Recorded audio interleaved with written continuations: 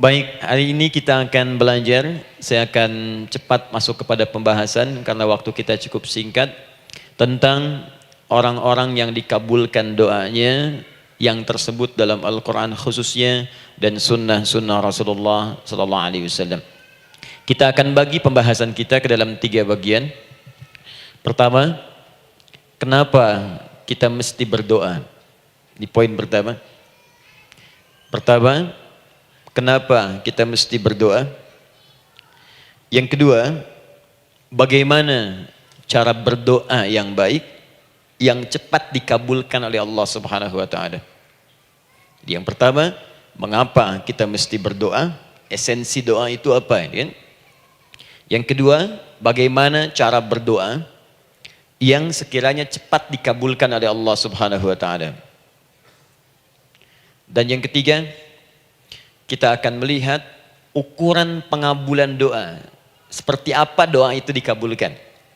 Karena nanti ada orang-orang yang tidak sadar sesungguhnya doanya sudah dijawab, tapi dia tidak menyadari itu. Bahkan merasakan doanya kok nggak dijawab-jawab gitu. Padahal Allah sudah menjawabnya. Nah, seperti apa ukuran kita mengetahui bahwa doa kita telah terjawab, atau doa kita barangkali belum dijawab, atau tidak dijawab. Apa ukuran ketiga hal itu?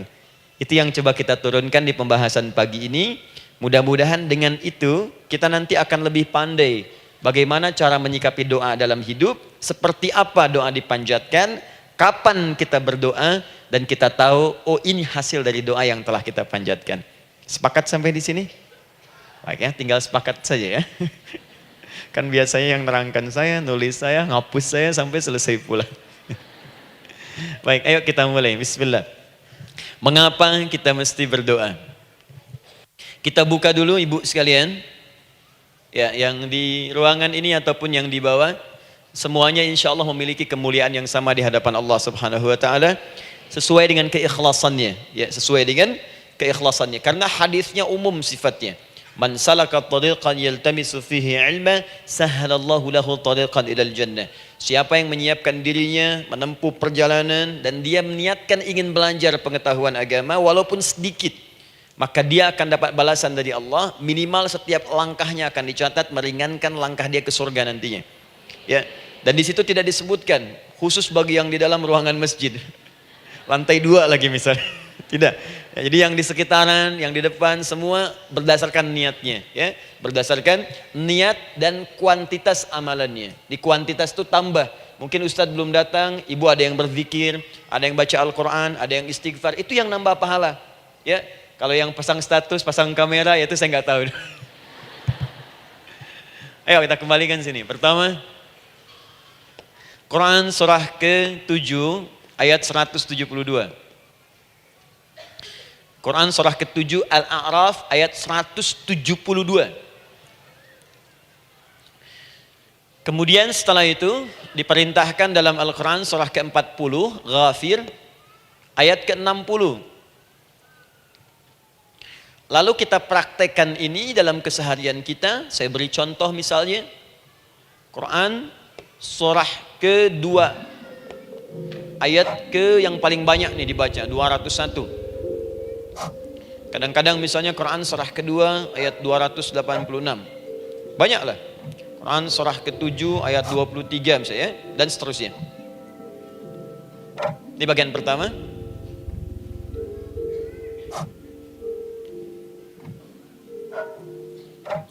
Bagian kedua, nanti kita akan belajar bagaimana cara berdoa yang baik yang dikabulkan. Kita ambil satu, Quran kedua ayat 186. Kemudian yang kedua kita ambil contoh Quran surah ke-17 ayat 110. Kemudian yang ketiga kita ambil contoh yang paling dahsyat di Al-Quran surah ke-3 ayat 38 sampai 39. Ada yang belum berdoa sudah dikabulkan. Masya Allah. Ini ada di Quran misalnya surah ke-3 ayat 31. Nanti turunan amalannya misal di Quran surah 51 ayat 15 sampai dengan 18. Saya bulati yang 18-nya. Bagian ketiganya nanti kita uraikan di bagian akhirnya. Baik, kita bisa mulai insyaallah. Baik, kita bagian pertama, mari kita mulai. Saya ingin berkisah sejenak dengan menyampaikan Quran surah ke-7 Al-A'raf ayat 172. Allah berfirman, A'udzubillahi minasyaitonirrajim, wa idz akhadha rabbuka min bani adama min zuhurihim dzurriyyatahum wa ashhadahum ala anfusihim alastu bi rabbikum qalu bala syahidna. Ada ayatnya? Baik ya, di Quran surah ke-7 Al-A'raf ayat 172. Wa idz akhadha rabbuka min bani Adam. Kata Allah, dan ingatlah, pahamilah, pelajarilah, dalamilah. Teman-teman sekalian, ingat kalimat idz itu, idz dalam Al-Quran, termasuk dalam bahasa Arab, itu bukan sekedar mengingat. Idz itu bisa mengandung arti memahami dengan dalam. Menganalisis. Ya, memaknai itu idz. Jadi bukan sekedar mengingat. Bukankah ibu kalau mengingat sesuatu berusaha mendalaminya? Ya, kalau nggak percaya saya tanya begini. Coba ibu ingat kemarin jam 5 sore ada di mana? Bukankah sekarang sedang mendalami sesuatu? Sedang mencari memori jam 5 sore kemarin ada di mana? Setelah itu dihimpun jadi sesuatu lalu disampaikan dengan terstruktur, dengan rapi. Oh, kemarin saya ada di sini, di sini, di sini, mengerjakan ini. Itu idz dalam bahasa Arab. Kalau di Al-Quran ada kalimat idz, itu berarti bukan sekedar kita diminta mengingat, tapi juga merenung, mendalami, memahami dengan dalam. Paham insyaallah? Baik, sekarang perhatikan. Nanti kalau ibu baca Al-Quran, maksud saya, ibu bisa menerjemahkan sendiri dan memahami dengan baik. Ya, misal kalimat idz pertama dalam Al-Quran misal ditemukan di Quran surah kedua ayat 30. Wa idz qala rabbuka lil malaikati inni ja'ilun fil ardi khalifah. Idz akan ditemukan. Nah, sekarang ayat tentang korelasinya dengan doa, kita buka Quran surah ke-7 tadi ayat 172. Wa idz akhadha rabbuk, dan pahami ya kata Allah, renungkan ya, maknai dengan dalam. Ketika Allah menyampaikan, membuat komitmen dengan semua anak cucu Adam tanpa kecuali. Semuanya. Ingat kalau ditemukan kalimat Bani Adam. Bani Adam disebutkan 7 kali dalam Al-Quran. Ya. Berapa kali? 7 kali. Kalimat Bani Adam. Bani Adam. Ini menunjuk pada semua keturunan anak cucu Adam sampai selesai kehidupan. Ya, dari Nabi Adam alaihissalam, kemudian pasangannya Sayyidah Hawa alaihissalam, kemudian keduanya mulai berumah tangga, melahirkan keturunan. Diabadikan di Al-Quran surah keempat, ya, surah Ibu, ayat yang pertama. Ya ayyuhan nasu taqu rabbakumul ladzi khalaqakum min nafsin wahidah wa khalaqa minha zawjaha. Di situ kemudian ada Adam, zaujaha Hawa, ya. Wa batha minhuma rijalan katsiran wa nisaa. Dari situ turun keturunan laki-laki perempuan, laki-laki perempuan. Nanti menyebar, Bu, ya, menyebar. Ada yang ke Chicago, ada yang di Chicago, ada yang di Singaparna, ada yang di Singapura. Semua nyebar. Ya, di Sunda, dari Jawa sampai ke Sumatera, sampai Indonesia, sampai Nusantara, sampai Asia, Eropa, sedunia. Nanti penyebarannya disebutkan di Quran surah ke-49 ayat ke-13. Ya ayyuhan nasu inna khalaqnakum min dzakarin wa untha. Hai manusia, semua saya ciptakan ada 2 jenis. Kalau bukan laki-laki itu pasti perempuan. Jadi tidak ada yang ketiga. Ingat ya? Kalau bukan laki-laki siapa? Perempuan. Jadi tidak ada misalnya, maaf, laki-laki yang keperempuan-perempuanan, yang gerakannya melambai, ya, kata-katanya terlampau lembut misal, dan tidak ada pula perempuan yang perkasa, ya, terlampau kuat misalnya, melampaui batas-batas standarnya. Kalau bukan laki-laki pasti perempuan. 2 saja. Jadi kalau misalnya masih ada yang bingung, tentukan dirinya, ya, dan lihat fitrahnya. Lihat fitrahnya. Baik, kemudian waja'alnakum syu'uban wa qabaila. Kami tempatkan kalian mungkin beda-beda tempat. Syu'ub, beda tempat. Ya, ada yang misalnya RT, RW, kecamatan, beda kampung, beda negara, sampai seluruh dunia. Wa qabail, satu tempat itu sukunya bisa beda. Coba ibu lihat misalnya, ya, di daerah Sumatera saja ada berapa suku? Di Sunda paling banyak suku, gitu ya? Banyak sekali. Jadi bisa lain-lain, bisa beda-beda. Nah, lita'arafu, semua saling mengenal, silakan. Nah, ketika semua tadi ditempatkan di semua pelosok dunia, baik laki-laki, perempuan, dari anak keturunan Adam, itu semua anak keturunan Adamnya disebut dengan satu nama saja dalam Al-Quran, yaitu Bani Adam. Jadi kalau kita mau cari keturunan kita, sampai ke asal mula kita, dari kita sekarang, itu semua akan tersambung kepada Adam alaihissalam. Puncaknya akan ke sini. Ya. Dan tidak akan nyasar kemana-mana, Bu. Ya, ada sebagian manusia nasabnya tidak ingin ke Adam, inginnya bergeser, sehingga mengatakan manusia berasal dari monyet katanya. Ya. Ada yang berkata begitu. Ibu sampaikan saja kalau bapak dari monyet, silahkan saja, jangan ngajak-ngajak saya, gitu ya. Nah, jadi semua manusia itu pasti akan kembali ke sini, ya, ke Adam alaihissalam. Karena itu saya pernah sampaikan termasuk di sini di hadapan ibu semua, masih ingat mukjizat pertama Rasulullah sallallahu alaihi wasallam saat lahir ke muka bumi. Ingat, Nabi itu sebelum dilantik menjadi Rasul dalam usia 40 tahun, turun surah Al-Alaq, itu diberikan oleh Allah keistimewaan tanda-tanda kenabian. Apa di antara tandanya? Allah perjelas nasab keturunannya sampai Nabi Adam, padahal lahirnya itu ayahnya sudah wafat. Di lahir beliau, ayahnya wafat, tapi nasabnya diperjelas sampai Nabi Adam. Sehingga jelas, orang tidak bisa menyoal. Ini orang nggak jelas nih, ya. Kan suka ada begitu, Bu, ya. Tiba-tiba datang menerangkan sesuatu, siapa itu? Itu nggak jelas.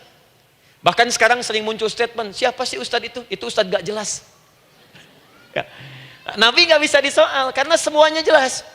Nasabnya jelas, keturunannya jelas, kemuliaannya jelas, ilmunya jelas. Jadi kalau orang mau menyoal nggak punya peluang. Siapa kamu Muhammad? Saya jelas keturunannya. Muhammad SAW bin Abdullah, bin Abdul Muttalib, bin Hashim, bin Abdul Manaf, bin Qusay, bin Murrah, bin Kilab, bin Ka'ab, bin Ghalib, bin Fihir, bin Malik, bin Nadar, bin Kinana, bin Khuzaimah, bin Mudrika, bin Ilyas, bin Nizar, bin Mudar, bin Ma'ad, bin Adnan, bin Addi, bin Adri, bin Muqawwam, bin Nagur, bin Tarih, bin Ya'rub, bin Yasjub, bin Nabit, bin Ismail alaihissalam, bin Ibrahim alaihissalam, bin Azar atau bin Nakhur, bin Abir, bin Kinan, bin Arfakhshad, bin Sam, bin Nuh alaihissalam, bin Mikhlail, Matushala, bin Kinan, bin Anwas, bin bin Adam alaihissalam. Coba ulangi. Jelas. Jelas. Jadi orang nggak bisa nyoal, itu mukjizat, ya. Keistimewaan pertama sebelum Allah kemudian angkat menjadi nabi dan rasul di usia 40 tahun. Jadi kalau ibu ditanya, kamu jelas nggak? Jelas. Apa binnya? Bin Bani Adam. Itu bocoran dari Al-Quran. Ya, kalau ditanya keturunan siapa kamu? Adam. Tahu dari mana? Allah yang nyampaikan langsung. Apa kata Allah? Bani Adam. Jelas, ya? Baik. Jadi ini kembali kepada Adam alaihissalam. Nah, semua anak cucu Adam yang saya garis bawahi, sejak mulai terlahir itu sudah ada komitmen dari Allah dengan anak cucu Adam ini sebelum terlahir ke dunia. Sejak dalam kandungan. Jadi kalau ibu belajar hadis, misal, dulu saya pernah amanahkan kalau ibu mau belajar dasar-dasar, cari kitabnya Imam An-Nawawi yang Al-Arba'in An-Nawawiyah, 42 hadis. Hadis keempat, ya, paling kiri sebelah atas di kitabnya. Dari Abdullah bin Mas'ud radhiyallahu taala anhu, ya. Qala Nabi sallallahu alaihi wasallam bahwa shadiqul masduq. Nabi SAW pernah menyampaikan sedangkan beliau orang benar dan dibenarkan. Kapan perjanjian ini dibuat? Dalam usia kandungan 4 bulan. Dalam kandungan. Inna ahadakum yujma'u fi batni ummihi. Setiap kalian yang akan terlahir dari anak cucu Adam, kecuali Adam, Bu, ya. Ingat, kecuali Adam, kecuali Hawa, karena ini asal mula manusia keduanya. Tapi keturunan Adam dan Hawa akan mengalami proses yang sama. Dikandung dulu ibundanya, kemudian terlahir. Adam tidak dikandung, ingat, Adam tidak ada bapak, Adam tidak ada ibu. Langsung diciptakan wujudnya oleh Allah Subhanahu wa taala dari bahan dasar yang sama dengan manusia. Ya, karena itu saya pernah ditanya, pernah berdialog, ya, Ustaz, ini spesial Nabi Isa ini. Ya, spesial, Yesus Al-Masih Nabi Isa spesial. Karena itu diangkat sebagai Tuhan. Apa yang spesial?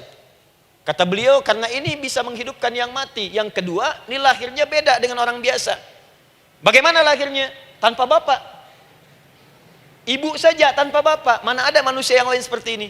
Saya bilang, Adam lebih spesial lagi. Lahir tanpa ibu, tanpa bapak. Kenapa nggak jadi Tuhan? Tapi kan Adam nggak bisa menghidupkan yang mati. Dengan izin Allah, maaf, Nabi Ibrahim lebih canggih lagi.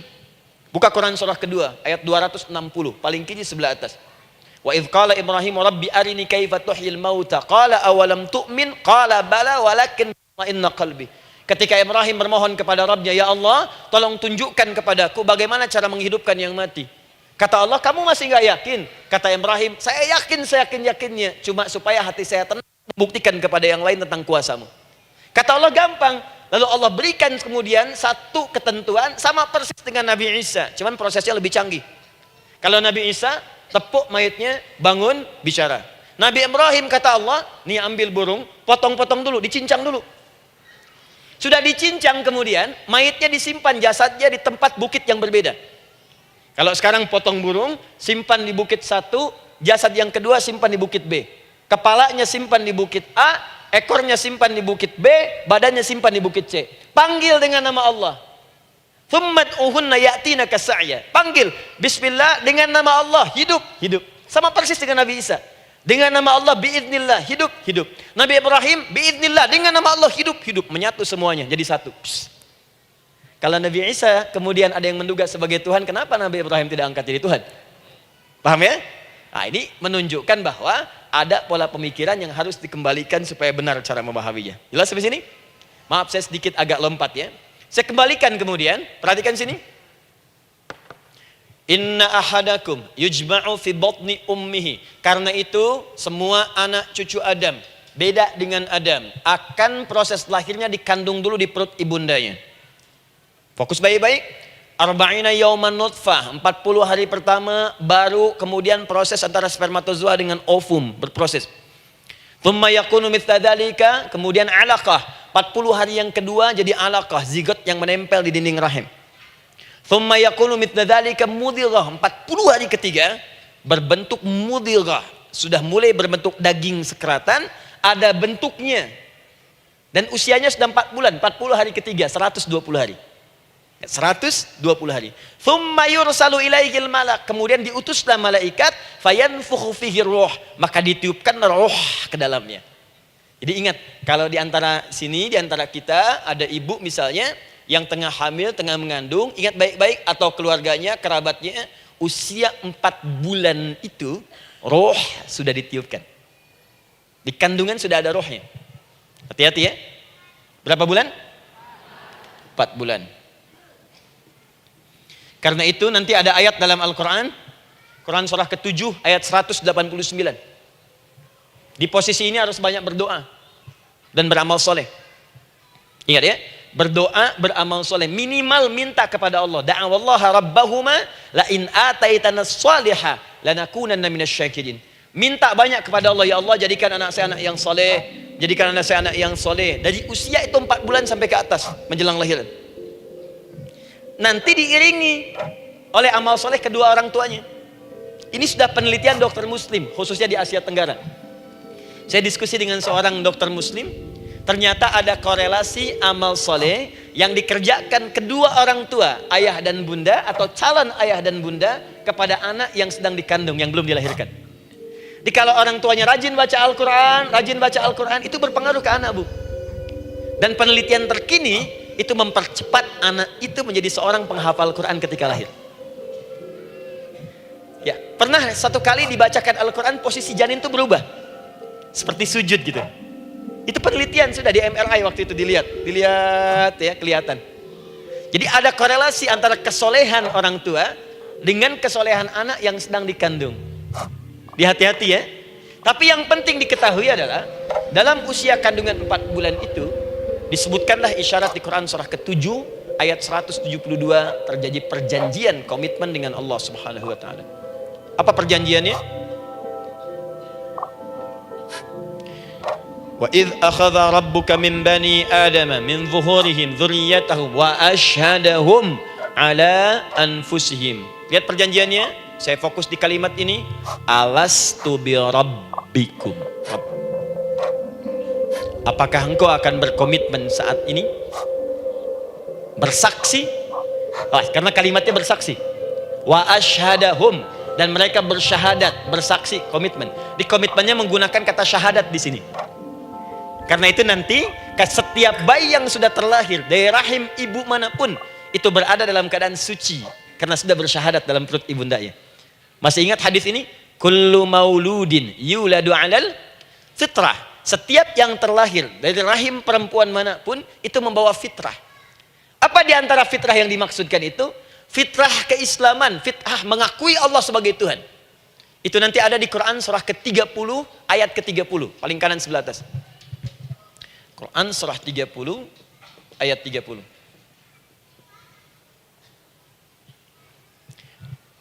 Fa'aqim wajhaka lid-dini hanifa. Hei setiap manusia, fa'aqim wajhaka, hadapkan, pasrahkan, arahkan dirimu sepenuhnya. Lid-dini, pada ketentuan ad-din, hanifa, dengan lurus. Di setiap manusia itu punya fitrah untuk beragama. Punya kecenderungan untuk mencari Tuhan. Silakan ibu cek, manusia manapun yang pernah hidup, itu pasti akan mencari Tuhan. Silahkan. Karena itu Allah beri jalan, begini cara mencarinya.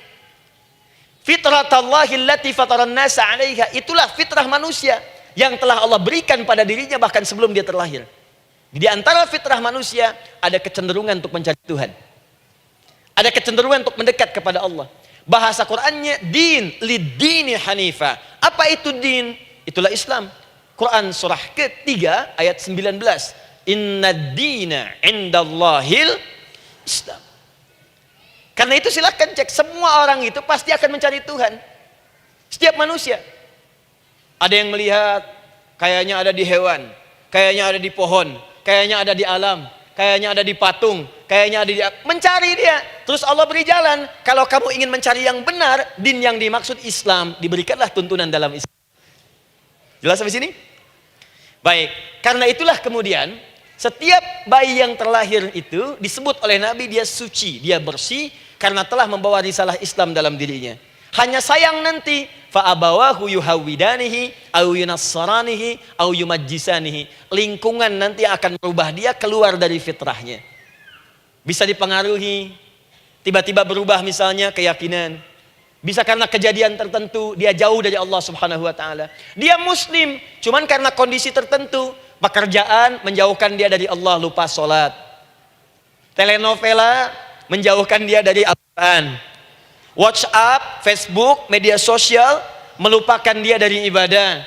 Coba ibu, kalau online setiap hari berapa kali dengan media sosial? Ganti status. Online dengan Allah berapa kali dalam sehari? Coba hitung. Online dengan Allah yang paling maksimal kan sholat fardu 5 kali. Kalau 1 kali 5 menit kali 5 cuma 25 menit. 25 menit online dengan Allah. Berapa menit online dengan media sosial yang tidak nyata? Dan cita-cita masuk surga. Ayo sini. Nah, saya belum selesai. Jadi yang pertama, dalam perjanjian 4 bulan ini, pertama ada komitmen bersyahadat menuhankan Allah. Tapi yang kedua, ini yang dahsyat. Perhatikan kalimatnya, fokus. Saat Allah memperkenalkan dirinya, dalam kandungan kita, usia 4 bulan itu, dengan nama apa Allah memperkenalkan dirinya? Coba lihat ayatnya. Alastu bi rabbikum, dengan nama Rabb. Wa idh akhadha rabbuka min bani adama dzurriyyatahum, awas, wa ashhadahum ala anfusihim alastu bi rabbikum, dengan nama Rabb. Nah, ibu sekalian, kata Rabb ini itu berasal dari kata ar-rububiyah. Ar-rububiyah yang berarti sifat merawat, memberikan semua kebutuhan. Saya ulang ya. Merawat, memberikan semua kebutuhan. Sudah? Menyayangi, memaafkan, mengasihi, mengampuni. Masya Allah. Merawat, memenuhi sebuah kebutuhan, menyayangi, memaafkan, mengampuni. Jadi semua hal yang terkait dengan perhatian ada pada kalimat Rabb. Sifatnya disebut dengan rububiyah. Zat yang memperhatikannya disebut dengan Rabb namanya, Rabbun. Baik. Pelan-pelan. Seakan-akan Allah ingin berkata begini, hei, engkau buat perjanjian dengan saya sekarang.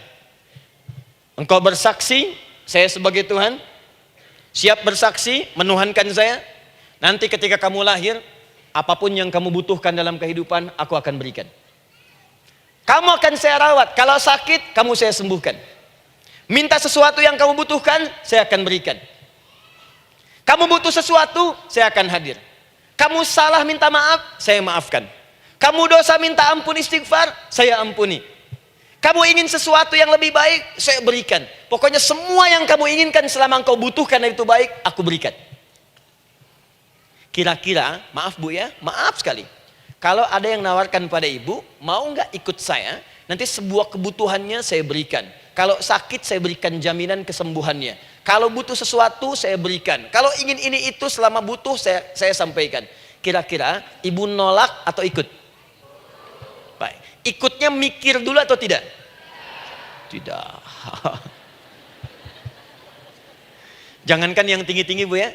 Suami aja nawarkan. Mah mau nggak ikut papa? Papa nanti kasih handphone S10.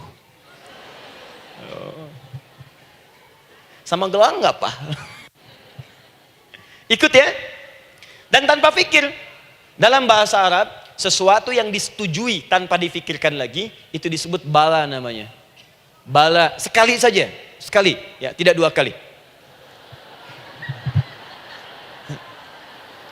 Tidak ditambah, tidak dikurangi. Ingat, kalau Allah sudah sampaikan kalimat, jangan tambah, jangan kurangi. Ya.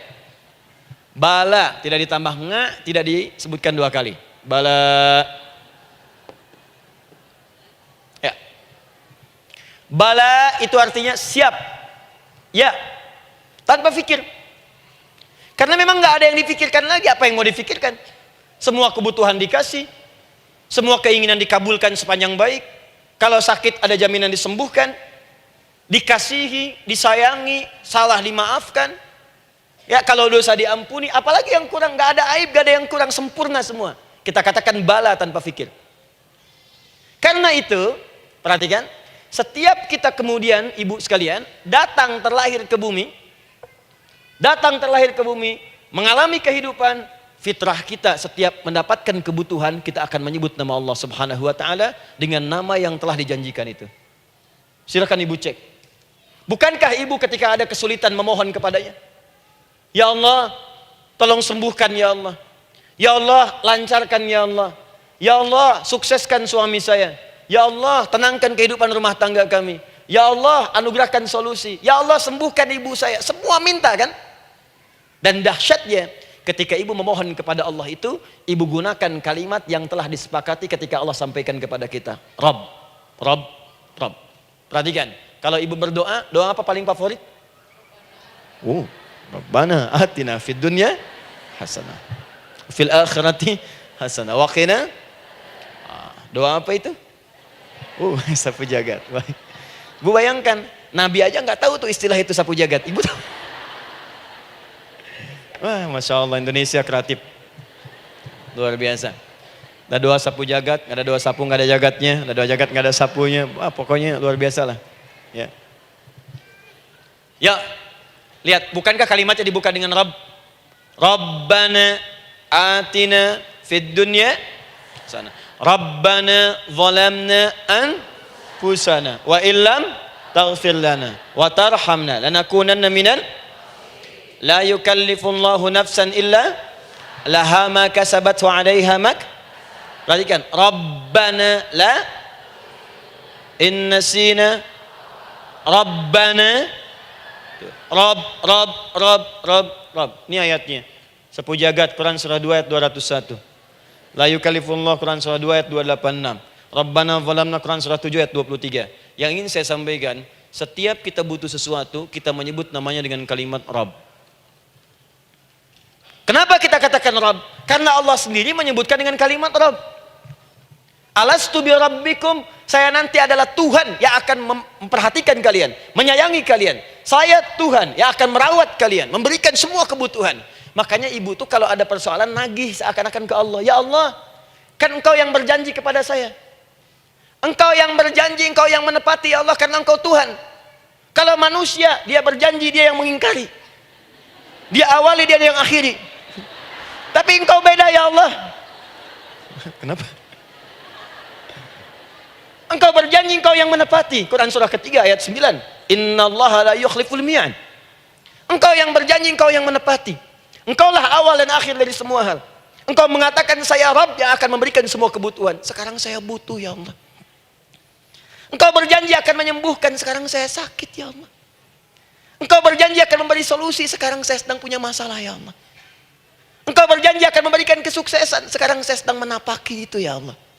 Makanya ibu sebutkan kalimat Rabb, Rabb, Rabb, Rabb.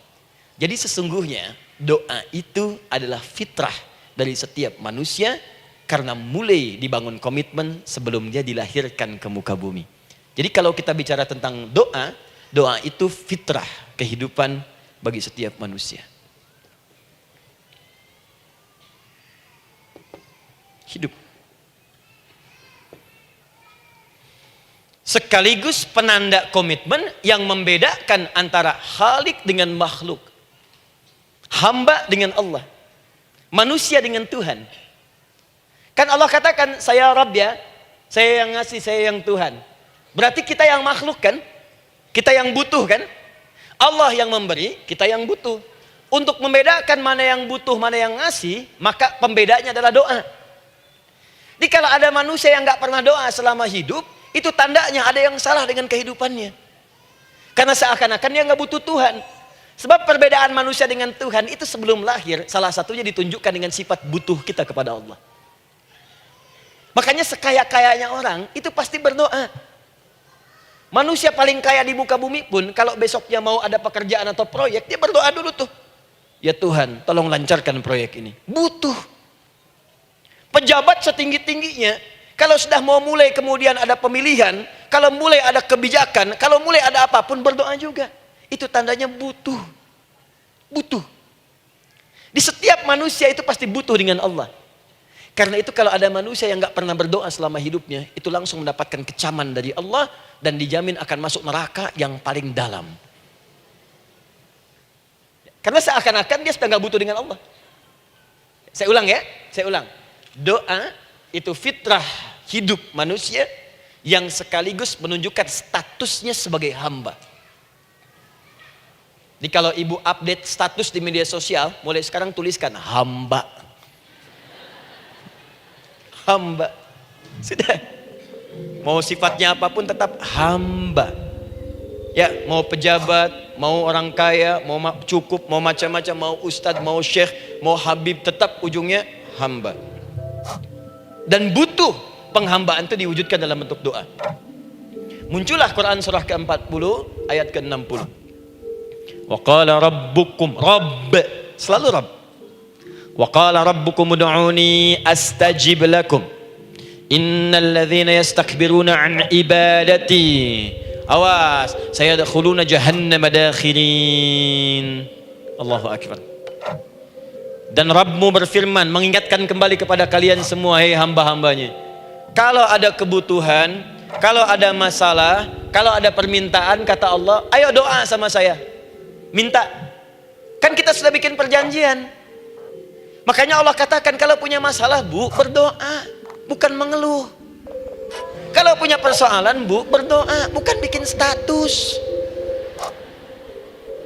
Rasanya aku tidak sanggup. Ditulis di Facebook. Lain. Terus kalimat Allahnya pun jelas.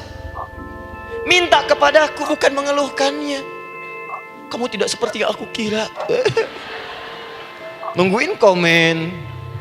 Sambil masak, celing ada satu. Ece kunaon. Makin meluas masalah. Untuk abi mas sabar. Sudah. Paham ya? Jadi ini kaidah hidup yang pertama. Sebetulnya sederhana, cuman jarang digunakan gitu. Sederhana, cuman jarang dipakai. Kata Allah kan, kamu doa itu, saya kasih ketenangan. Jadi bu, gini, doa itu manfaatnya, walaupun solusi belum datang, tapi hati tenang. Tenang. Jadi kalau mau curhat-curhat sama Allah, sampaikan, minta, mohon, berikan. Minimal tenang. Saya kasih rahasia ya. Ini diantara kita saja nih. Lihat sini. Saya hapus dulu deh. Bismillah. Masya Allah. Mau ngapus sendiri, nulis sendiri, penghapus, lari sendiri.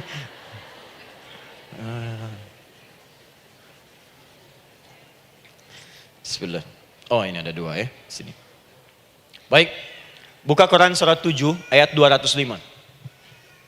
Quran surat 7 ayat 205. Doa itu disebut zikir di ayat itu. Jadi kalau ibu sedang berdoa, itu sedang berzikir. Wadhkur rabbaka fi nafsika tadarruan wa khifatan wa dunal jahri minal qaul. Ada ayatnya? Oke. Pakai Rabb lagi kan? Wadhkur rabbaka. Kalau engkau punya masalah, kata Allah, sekecil apapun. Di rumah tangga kah, di kantor kah, kehidupan sosial kah. Kata Allah, ayat sebut, minta kepada Allah. Berdoa. Doa disebut dengan zikir. Zikir itu semua kegiatan yang membuat kita ingat Allah. Zikir. Baca Quran, zikir. Dalilnya Quran surah ke-15 ayat 9. Inna nahnu nazzalna dzikra. Kami turunkan Al-Quran sebagai zikir. Menghafal Quran, zikir. Quran surah 54 ayat 17, ayat 22, ayat 32, ayat 40. Walaqad yassarnal Qur'ana lidzikri. Kami akan mudahkan Al-Quran untuk diingat, dihafalkan. Zikir, sebagai zikir kepada Allah. Ibu selepas sholat, baca subhanallah, alhamdulillah, Allahu Akbar, zikir. Quran surah keempat, ayat 103. فَإِذَا قَضَيْتُمُ الصَّلَاةَ فَاذْكُرُوا اللَّهَ. Maka jika anda telah tuntas mengerjakan sholat, segera berzikir kepada Allah. Sholat sendiri, zikir.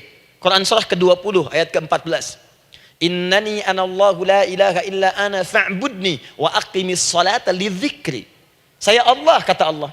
Tidak ada Tuhan selain saya. Sembah saya.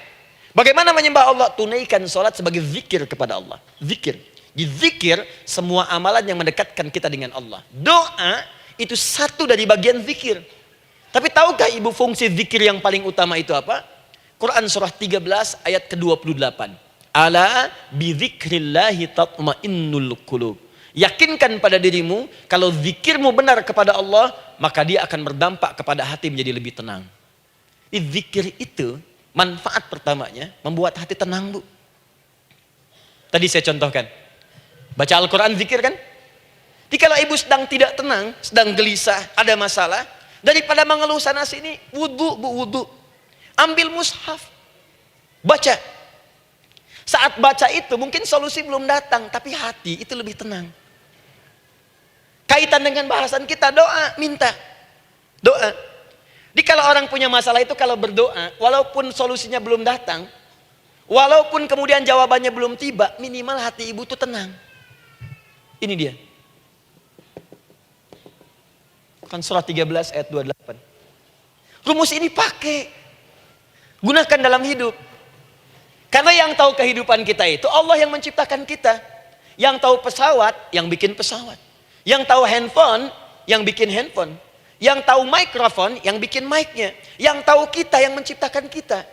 Ikutilah petunjuk Allah yang menciptakan kita, maka akan langsung terasa manfaatnya. Ibu tidak percaya, silahkan lakukan. Rasakan bedanya, bedakan rasanya, dan pasti akan terasa bedanya. Akan lain. Tuh. Doa.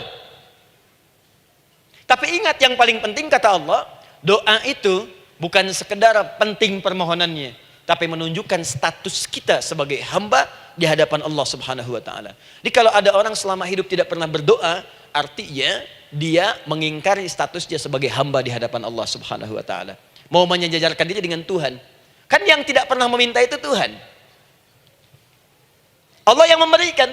Kalau manusia beda pasti minta. Artinya kalau ada manusia nggak pernah minta, seakan-akan bahasa halusnya, kamu ini ngaku jadi Tuhan. Saya tempatkan kau di neraka jahanam yang paling bawah. Jahanam itu Bu, belum masuk saja sudah terasa. Terasa. Buka ibu Quran surah misalnya ke-40 Ghafir tuh. Ya, ayat 45 sampai dengan 47-nya. Sebelumnya lagi lihat Quran surah ke-8 ayat ke-50. Itu penghuni neraka Bu, yang bukan jahanam saja. Penghuni neraka itu kalau mau meninggal itu dipukulin dulu malaikat. Depan belakangnya. Ayo, kamu keluar. Lama amat keluarnya rohnya katanya. Takut karena nggak punya bekal. Kan maaf ya, kaidah mengatakan orang nggak punya bekal itu takut pulang, apalagi orang merasa salah. Anak ibu berbuat kesalahan, mau pulang takut kan? Takut. Jadi kalau ada anak takut pulang, salah dia. Salah. Kemana anak nggak pulang-pulang? Pasti ada yang salah karena nggak berani pulang. Jangankan salah, nggak punya bekal saja, malu pulang. Lihat ibu waktu Ramadan usai, mau mudik, Idul Fitri. Kan pada mudik kan? Kenapa mau mudik dan senang mudik? Karena punya bekal Bu. Dikumpul-kumpulkan tuh selama 11 bulan. Untuk 1 bulan saja. Itu pun paling berapa hari. Kumpulin. Terus telepon keluarga, insya Allah aku pulang hari ini. Wah senang semuanya. Padahal mudiknya cuma pakai motor Bu, motornya bebek, bekalnya singa. Serius saya, motor bebek bekal singa, ada kardus belakangnya, tulisin, terus tambah pelepah pisang buat begini. Belakangnya ditulisin, aku pulang sayang. Jalan, mudik. Terus yang di rumah kan senang nerimanya. Kenapa? Karena ada yang pulang dan bawa bekal. Saya pernah tanya pada seseorang, kenapa anda nggak mudik? Nggak ada bekal Ustadz, nggak ada bekal, malu pulang. Kebayang nggak saat pulang menghadap Allah nggak punya bekal? Malu pulang, apalagi punya banyak salah, jadi nggak mau keluar rohnya. Malaikatnya geram, dipukulin sama malaikat, pukul depannya, pukul depan. Kamu ini cepat keluar. Keluar. Malu pulang. Tapi kalau punya bekal enak. Dan yang nyambut langsung malaikat. Bahkan nanti ada satu amalan saat dikerjakan, itu orang ini sudah masuk surga, tapi semua malaikat di semua pintu surga yang 8 itu datang mengunjungi dia mengucapkan selamat. Itu ada di Quran surah 13 ayat 24. Salamun alaikum bima sabartum fa ni'ma uqbaddar. Selamat ya saat di dunia sabar mencari bekal, dan ini bekal terbaik yang kamu dapatkan, silahkan nikmati surga yang kamu rindukan itu. Ini nikmatnya tempat yang pernah nanti kamu kunjungi. Dan tinggal abadi di situ. Yang nyambut malaikat. Bayangkan semua malaikat Bu. Semua malaikat dari pintu surga datang nyambut dia. Wah Masya Allah, malaikat Jibril, Israfil, malaikat maut. Maaf ya dicabut kemarin. Biasa. Selamat. Dunia aja kalau ada yang nyambut senang kan. Rumah dicet datang, sambut depan rumah. Semua hidangan ada. Masya Allah. Bahkan yang tidak ada jadi ada. Luarnya kongwan, dalamnya rangginang gitu kan. Wah, muncul semua. Paham ya? Jadi ini bagian pertama. Jadi kita katakan kenapa manusia mesti berdoa? Jawabannya karena manusia itu hamba. Dan doa itu adalah fitrah, bagian dari kehidupan. Kenapa manusia mesti berdoa? Karena ada komitmen dari Allah. Setiap dia mendapatkan sebuah persoalan, maka Allah akan jawab dan berikan jawaban dari semua persoalannya. Jalan mendapatkan jawaban itu adalah doa. Kenapa manusia mesti berdoa? Karena dia butuh dengan Allah. Dan puncaknya, kenapa dia mesti berdoa? Karena Allah ingin membahagiakan kehidupan dunianya sebelum sampai keabadiannya di akhirat. Jadi ketika kita berdoa, sebetulnya kebaikan untuk kita karena Allah ingin kita bahagia. Ingin mudah hidupnya. Jadi kalau ada orang nggak berdoa, sesungguhnya dia sedang menyulitkan diri sendiri dalam kehidupan dunianya sampai ke akhiratnya. Jelas sampai di sini? Masya Allah, alhamdulillah. Baik, kalau sudah paham, saya hapus ini, kita masuk bagian yang kedua. Hapus lagi. Sab Muslimah edisi ke-15. 15 kali datang sendiri, ngulangin sendiri, nulis sendiri, ngapus sendiri. Masya Allah. Tinggal lihat, catat, masuk surga. Masya Allah. Alhamdulillah. Baik. Baik. Sudah? Alhamdulillah. Saya ingin setiap pembahasan kita dipahami ya. Saya tidak menyukai kalau datang melihat tapi nggak paham gitu. Ya, dengar tapi nggak paham. Saya tidak ingin satupun keluar dari sini kecuali paham. Ya. Ibu paham? Paham Ustaz. Pada pamitnya silahkan. Apa yang ibu pahami? Doa. Ya. Dah. Nah, sekarang masuk bagian kedua. Bismillah. Kalau sudah mengerti yang tadi, persoalannya adalah bagaimana cara kita memohon kepada Allah. Itu dia. Bagaimana cara kita meminta? Kata Allah, kamu kalau punya masalah, minta. Ya Allah, caranya bagaimana? Karena sesuatu yang dikerjakan tanpa ilmu dan tidak tahu caranya, itu bisa keliru. Hidup itu menyembah Allah tidak cukup dengan iman, Bu. Mesti pakai ilmu. Iman saja sekalipun kuat tanpa ilmu, itu bisa salah. Kuat ingin mendekat kepada Allah. Ya Allah, aku ingin ibadah, kuat. Saya punya kawan dulu di pesantren. Tahun kedua, dia sudah berubah. Ya, tadinya orang tuanya melihat anaknya Masya Allah, tiba-tiba ada perubahan, senang ibadah, Bu. Malam-malam dia bangun, ini kisah nyata, saya alami sendiri. Masya Allah, saya senang sekali. Kita saling doakan, dia bangun malam tahajud. Bangun jam 2, Anda bayangkan. Yang sebelumnya menjelang subuh atau apa, ini malam Jumat lagi, malam libur. Malam libur biasanya santri itu kebanyakan ada yang keluar, ada yang main, ada yang macam-macam. Ini dia malam tahajud, jam 2 bangun. Saya bahagia sekali. Udah bangun, sholat, selesai. Cuman pas waktu mau subuh, kok saya lihat tidur. Saya bangunkan kan, Fulan bangun. Oh iya, kata iya. Oh mungkin nanti mau nyusul. Saya pikir istirahat dulu. Saya ke masjid lah. Udah ke masjid dah selesai. Kita diskusi di masjid selesai. Semua pulang saya jam 7. Saya lihat masih tidur juga. Barangkali dia sudah tadi sholat mungkin di kamar. Gak sempat ke masjid karena capek.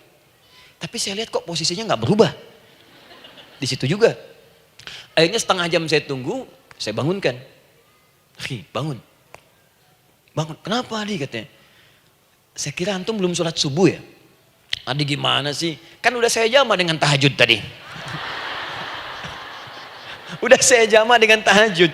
Jadi memang kekuatan imannya lagi tinggi, cuman ilmunya kosong.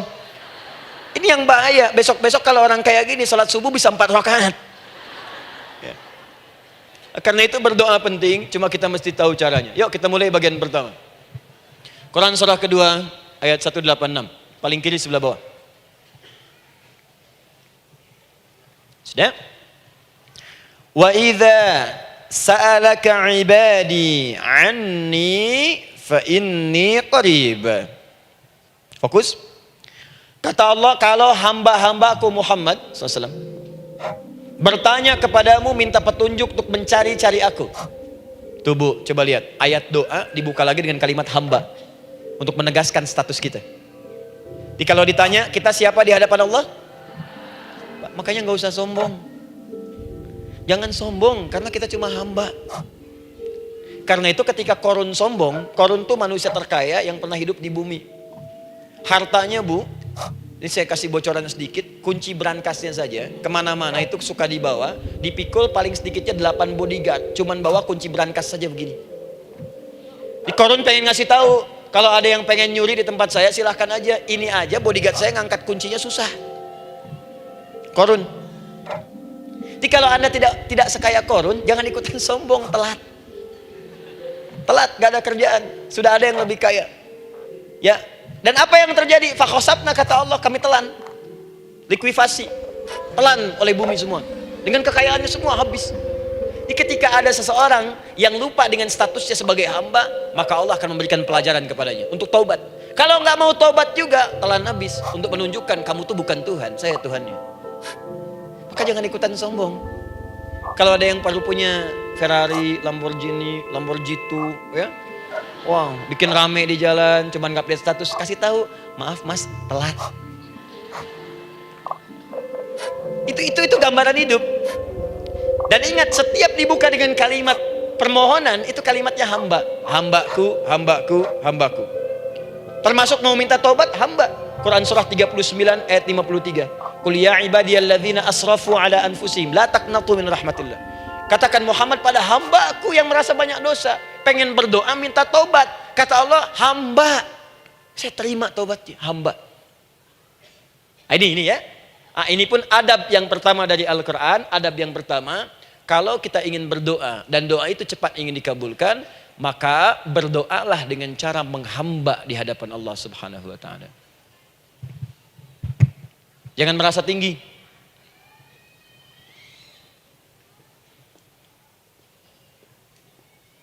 Saya turunkan caranya. Bagaimana cara menghamba itu dengan cara yang baik? Fokus. Wa idza sa'alaka 'ibadi 'anni, Muhammad SAW, jika ada hamba-hambaku bertanya padamu tentangku, ingin mencari-cari aku. Masya Allah, ibu maaf ya, biasanya kan kalau orang mencari Allah, ingin mendekat kepada Allah, entah itu datang ke masjid, bangun malam, biasanya motifnya cuma dua. Satu, ada kebutuhan, pengen berdoa, terus dekat sama Allah. Besok mau arisan, malamnya tahajud. Anak mau ujian, baru puasa, kan? Suami ada proyek, baru baca Quran, kan? Terus itu biasa itu, biasa. Jadi fitrah bu. Tumben jeng tahajud, fitrah. Itu biasa itu. Ya. Yang kedua, taubat dari maksiat. Taubat. Seorang taubat ke masjid, bangun malam, doa, itu biasa. Jadi kalau ada seperti itu tandanya kita hamba normal manusia. Fa inni qarib, kata Allah, katakan Muhammad SAW, katakan kepadanya, janganlah mencari, aku dekat. Dekat, jangan mencari, aku dekat. Jadi bu, ketika kita butuh Allah, langsung jawab oleh Allah. Kamu mau apa? Aku dekat. Itu secara psikologi memberikan ketenangan yang paling dalam. Saya belum datang di sini sampai jam 8. Ibu tanya panitia, ustadznya mana sih? Ukti, ustadznya mana? Jawaban pertama misalnya, ini belum jelas nih ustadznya. Gak ada kabar. Yang kedua mengatakan, tenang saja, ustadz sudah dekat. Maka yang kedua itu lebih menenangkan kepada kita. Ketika ibu mencari, ya Allah, saya sedang ada masalah, langsung dijawab oleh Allah. Tenang, aku dekat denganmu. Mau minta apa? Itu bu, jadi kalau ibu sedang punya persoalan, psikologi Al-Quran mengatakan, langsung rasakan Allah tuh bersama kita, dekat, menunggu kita mau minta apa. Ibu punya masalah dengan suami, ingin mengadu. Lu kata Allah, saya dekat, kamu kenapa? Ada masalah apa? Ayo minta, ayo cerita. Mohon. Ibu punya masalah dengan anak. Ibu punya masalah dengan tetangga, di pekerjaan, kehidupan sosial. Kata Allah, saya dekat. Nah perasaan itu hadirkan dalam jiwa kita. Ini sekarang jarang didapatkan. Jadi kalau ada masalah itu, hal pertama yang dilakukan itu belum ingat Allah itu masalahnya. Di kebanyakan manusia itu kalau punya masalah, selalu ingin yang pertama itu solusinya. Bukan Allahnya. Kan pemilik solusinya Allah. Jadi kalau kita ingat pada yang memiliki, maka apapun yang kita minta akan diberikan. Bahkan ada orang yang saking ingatnya dengan Allah, sebelum minta sudah dikabulkan. Itu yang dahsyat. Nah, sekarang setelah kita paham tentang kedekatan ini, kemudian kita praktekkan. Jadi bu, ya maaf ya, ketika ibu punya masalah apapun, yang pertama diingat Allah. Allah, Engkau telah berjanji, Engkau pasti akan tepati. Ya Allah, sekarang aku ada persoalan. Nah, sekarang teruskan ayatnya. Ujibu da'watad da'i idza da'an. Ujiba.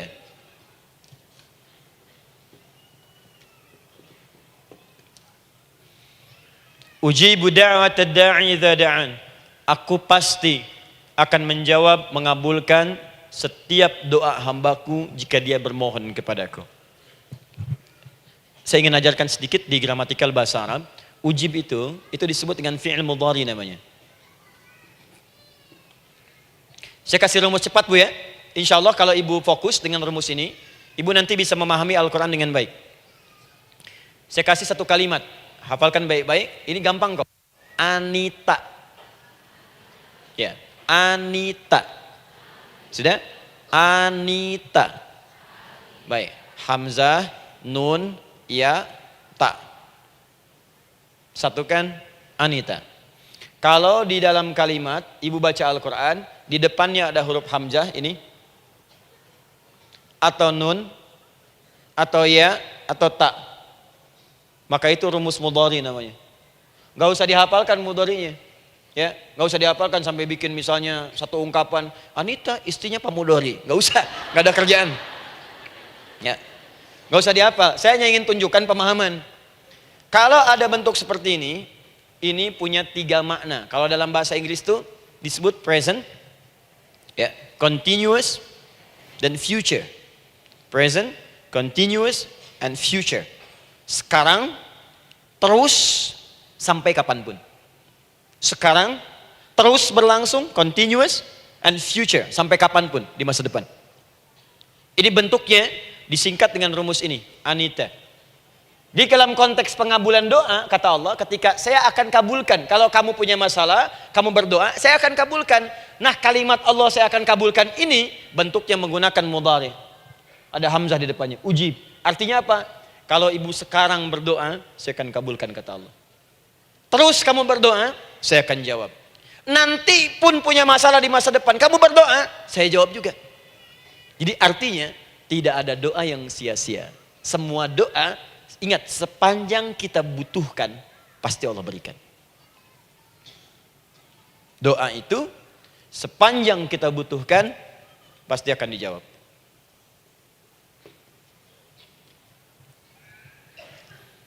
Nanti kapan dijawabnya, seperti apa jawabannya, nanti bagian ketiga. Kadang-kadang minta sekarang, dijawabnya nanti. Minta sekarang, dijawab sekarang.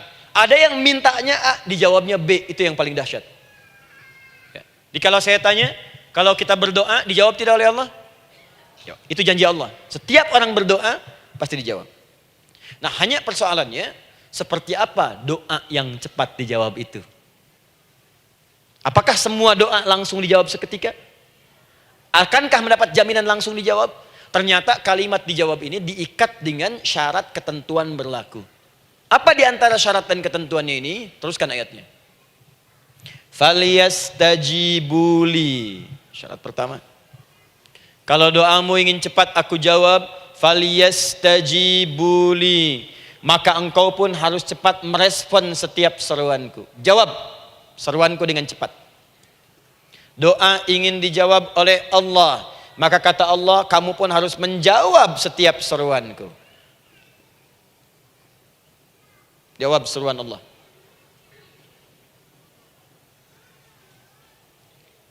Ayo respon, adil.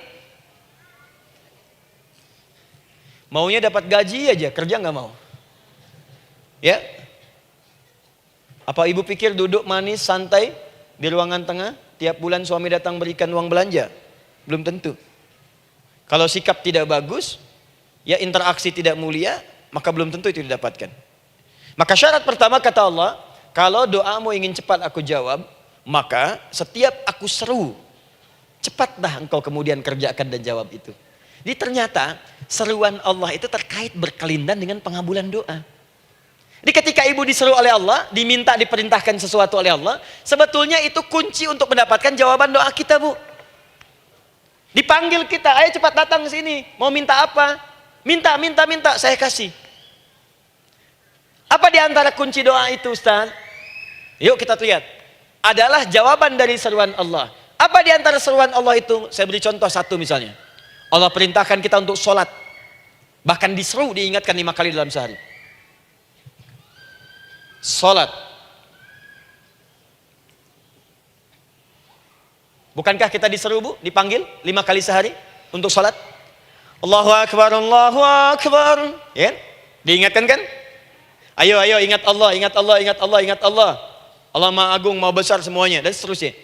Perhatikan baik-baik. Apa tujuan Allah menyeru kita dalam salat? Ternyata bukan ingin memberikan beban ruku dan sujud. Bukan sujudnya yang penting.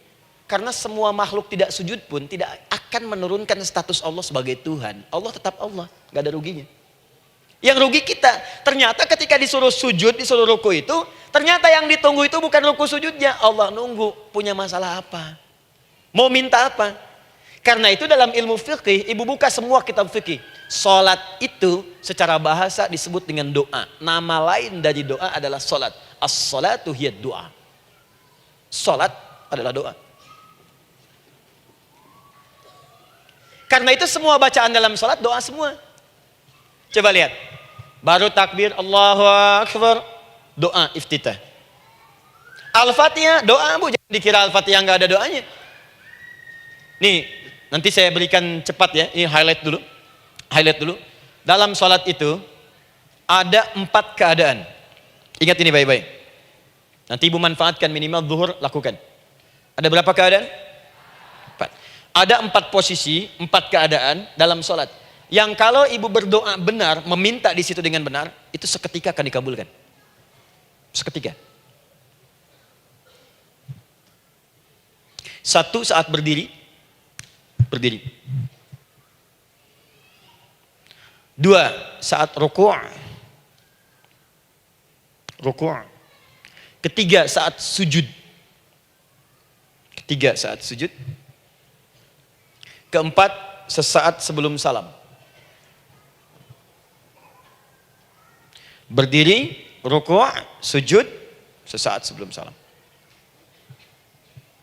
Baik, sebelum saya bahas lebih jauh, saya ingin sampaikan dulu. Jadi ternyata ketika kita diminta oleh Allah menunaikan sholat, itulah cara kita memohon bu. Itulah waktu kita meminta. Dan dahsyatnya dalam sehari itu 5 kali ditungguin bu. Mana ada manusia di muka bumi ini, buka pintu rumahnya 5 kali sehari, cuma untuk memberikan apa yang dibutuhkan. Sesoleh-solehnya Ustadz, gak ada yang mengatakan, ayo 5 kali sehari datang aja ke rumah saya. Kalau butuh apa-apa ambil. Butuh kulkas, ambil kulkasnya. Butuh TV, ambil. Gak ada begitu. Allah itu maha baiknya, 5 kali sehari dipanggil. Dari subuh sampai zuhur. Kita bangun tidur aja, punya masalah nggak? Ayo minta, disuruh sholat 2 rakaat. Dan sholatnya nggak usah banyak-banyak, 2 rakaat aja dulu supaya nggak ada beban. Itu pun kadang-kadang masih lupa berapa rakaat kita sholat. Ya. Ayo sujud, disuruh minta, punya masalah nggak? Terus dari subuh sampai ke siang dipanggil lagi. Punya masalah lagi nggak? Disuruh zuhur 4 rakaat. Karena waktunya cukup panjang, suruh 4. Ayo minta. Ada masalah apa? Minta sujud kita. Minta mohon. Dari zuhur ke asar, ditanya lagi, ada masalah nggak? Panggil lagi. Ke maghrib sampai ke isya sebelum tidur. Supaya tidurmu enak, masalah nggak ada, tenang, nikmat, nyaman istirahatnya. Ada masalah nggak? Disuruh sholat lagi. Jadi kalau orang paham sholat itu kunci kebahagiaan, dia akan senang menunaikan sholat. Makanya ketika ibu bertanya, kenapa saya sholat? Dijawab oleh muadzin, hayya 'alas shalah, ayo sholat. Kenapa sih sholat? Hayya 'alal falah. Yuk bahagia. Ayo tenang. Yuk dapatkan apa yang kamu inginkan. Falah. Jadi kalau orang paham sholat itu menyelesaikan persoalan, tentu orang akan berbondong-bondong semangat untuk menunaikan sholat. Cuman sayang segelintir orang itu menilai sholat sebagai beban. Jadi sebagai kewajiban beban saja, makanya sholatnya nggak nikmat. Karak tadi duhur, ayuna asar doi. Ya bagaimana doanya bisa dijawab? Anda datang pada orang, tapi datangnya dengan marah-marah. Datangnya dengan mencelanya. Ya bagaimana dia bisa memberikan kebutuhan Anda? Anda datang pada Allah dengan niat yang tidak ikhlas. Setelah itu kemudian menggunjingkannya, bagaimana bisa dijawab? Tuntutan tinggi. Tapi datang tidak membawa prestasi, ya bagaimana bisa diberi? Catat tuh, bikin status. Paham ya? Nah ini bagian pertama. Jadi cara pertama, respon kata Allah, seruan Allah. Rumus pertama sholat. Nah sekarang saya ajarkan lagi. Ini belum selesai nih bu, ini panjang bahasannya nih. Sampai jam berapa kita? 10 ya? Oh, mau sampai jam 5 silahkan, saya jam 10 selesai. Ya. Lihat sini. Oke, saya punya sekitar 1 jam kurang ke depan. Saya ingin terangkan sedetil-detilnya gitu ya. Dan saya hanya menyampaikan isi Al-Quran. Quran, hadis. Sekarang gini, Ustadz saya sekarang paham. Sholat berarti kunci untuk menyelesaikan masalah. Di sholat saya akan memohon. Sekarang Ustadz, bagaimana cara saya merespon sholat? Kan kata Allah, saya menyeru, respon gitu kan? Kita dipanggil sholat nih. Allahu Akbar, dipanggil. Bagaimana cara meresponnya? Sebelum minta. Awas, ibu ingin datang mengajukan proposal. Datang kepada wali kota, datang kepada gubernur, datang kepada presiden, datang kepada menteri sebelumnya. Bukankah ibu mempersiapkan diri? Penampilan ditata, proposal dibagus-bagusin, gitu kan? Yang paling hebat itu kadang-kadang malam-malam latihan depan cermin. Bapak wali kota yang saya hormati, lihat semuanya tuh. Dan yang paling luar biasa, maaf ya, janjian jam 7 dengan Pak Wali Kota, datang jam 6 ke Balai Kota. Sekarang ibu punya janji dengan Allah. Janji itu sudah diketahui sebelum pertemuannya. Kalau tidak percaya, 5 waktu ini ibu sudah hafal, Bu. Ya, bahkan disuruh ngapalin oleh Allah. Buka Quran surah ke-4. Surah ibu, surah mama, An-Nisa. Ayat 103, Quran surah 4 ayat 103. فَإِذَا قَضَيْتُمُ الصَّلَاةَ فَاذْكُرُوا اللَّهَ قِيَامًا وَقُعُودًا وَعَلَى جُنُوبِكُمْ فَإِذَا اطْمَأْنَنْتُمْ فَأَقِيمُوا الصَّلَاةَ. Lihat ujung ayatnya. Innas salata kanat 'alal mu'minina kitaban mawquta. Sungguh semua waktu salat itu telah ditetapkan waktunya bagi orang beriman. Itu terjemahan biasa. Kalau terjemahkan pakai ilmu balaghah, sungguh orang beriman itu hafal waktu-waktu salat. Tahu waktunya. Apalagi kalau di waktu itu ibu punya kepentingan, pasti hafal. Kalau ibu benar memprioritaskan sholat dan menilai sholat sebagai solusi hidup, menilai sholat sebagai kebutuhan, ibu pasti akan hafalkan itu, Bu. Nih ya, ibu dapat bagian arisan nih, bulan ini misalnya. Dan memang bagian jatah ibu, demi Allah saya katakan, sebulan sebelumnya ibu sudah hafal tanggalnya kapan. Bahkan di kalender tuh diwarnain. Papa, bagian mama nanti bulan ini. Tuh. Dicatat semua, di tempat siapa, jam berapa, datang dengan penuh keceriaan dan kebanggaan. Luar biasa. Hanya untuk urusan dunia yang itu habis gitu. Jika dia tidak meninggalkan ibu, ibu yang meninggalkan dia duluan. Sekarang 5 kali sehari semua diberikan, bahkan lebih daripada dunia dan seisinya. Harusnya sih wajarnya dihafalkan waktunya dan ibu hafal. Ayo, subuh jam berapa sekarang? Lihat sini, bukan ke atas. Ditutup tuh. Tuh, sana tuh. Subuh jam berapa? Ayo ngelihat ke sana, 4:43. Duhur jam berapa? Tuh. Asar, maghrib, isya. Itu kan kunci ibadah. Dan kunci ijabah, kunci ibadah, kunci ijabah. Di situ ada pengabulannya. Ini gimana mau minta, waktu permintaannya aja nggak hafal. Gimana mau bermohon, datangnya aja telat. Karena itu, bagaimana cara merespon seruan Allah? Diaturlah di Quran surah kedua ayat 152. Paling kanan sebelah bawah. Quran surah kedua ayat 152. Ibu masih ingat? Bukankah sholat disebut sebagai zikir? Masih ingat? Ya, di surah ke-20 ayat 14. Wa aqimis sholata lidzikri, tunaikan sholat sebagai zikir kepadaku. Sekarang lihat ya. Lihat ketentuan Allahnya. Kalau ibu dipanggil untuk sholat, dipanggil untuk zikir, cepat respon. Ibu cepat respon, Allah pun akan cepat merespon permintaan ibu. Lihat kalimatnya. Fadhkuruni adzkurkum. Fadhkuruni adzkurkum. Kalian mengingat saya, maka saya pun akan ingat dengan kalian. Kalian zikir kepada saya, ingat saya, kata Allah, maka saya pun akan ingat kalian. Di antara makna zikir, salat. Kalau ibu salat mengingat Allah dengan cepat, maka Allah pun akan cepat mengingat kita. Contoh.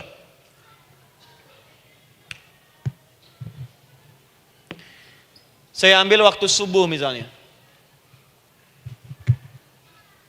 Di Bandung 4:33. 4:43. Oh, lihat kesan lagi terjadi perbedaan pendapat. Ya. Ada yang 4:33, ada yang 4:34, ada yang 4:35 dan seterusnya. Yang ambil tengah-tengah lah, 4:35 misalnya. Orang 4:35. Lihat sini, fokus. Allahu Akbar, Allahu Akbar. 4:35. Dipanggil salat, diseru. Kan tadi rumusnya di Quran surah 2 ayat 186. Faliyastajibuli. Kalau diseru cepat jawab, gitu kan? Nah, terus diseru 4:35 adzan. Allahu Akbar, Allahu Akbar. Begitu diseru, ibu langsung datang. Ya Allah, sudah adzan, seruan nih, saya siap-siap, saya ingin minta sesuatu.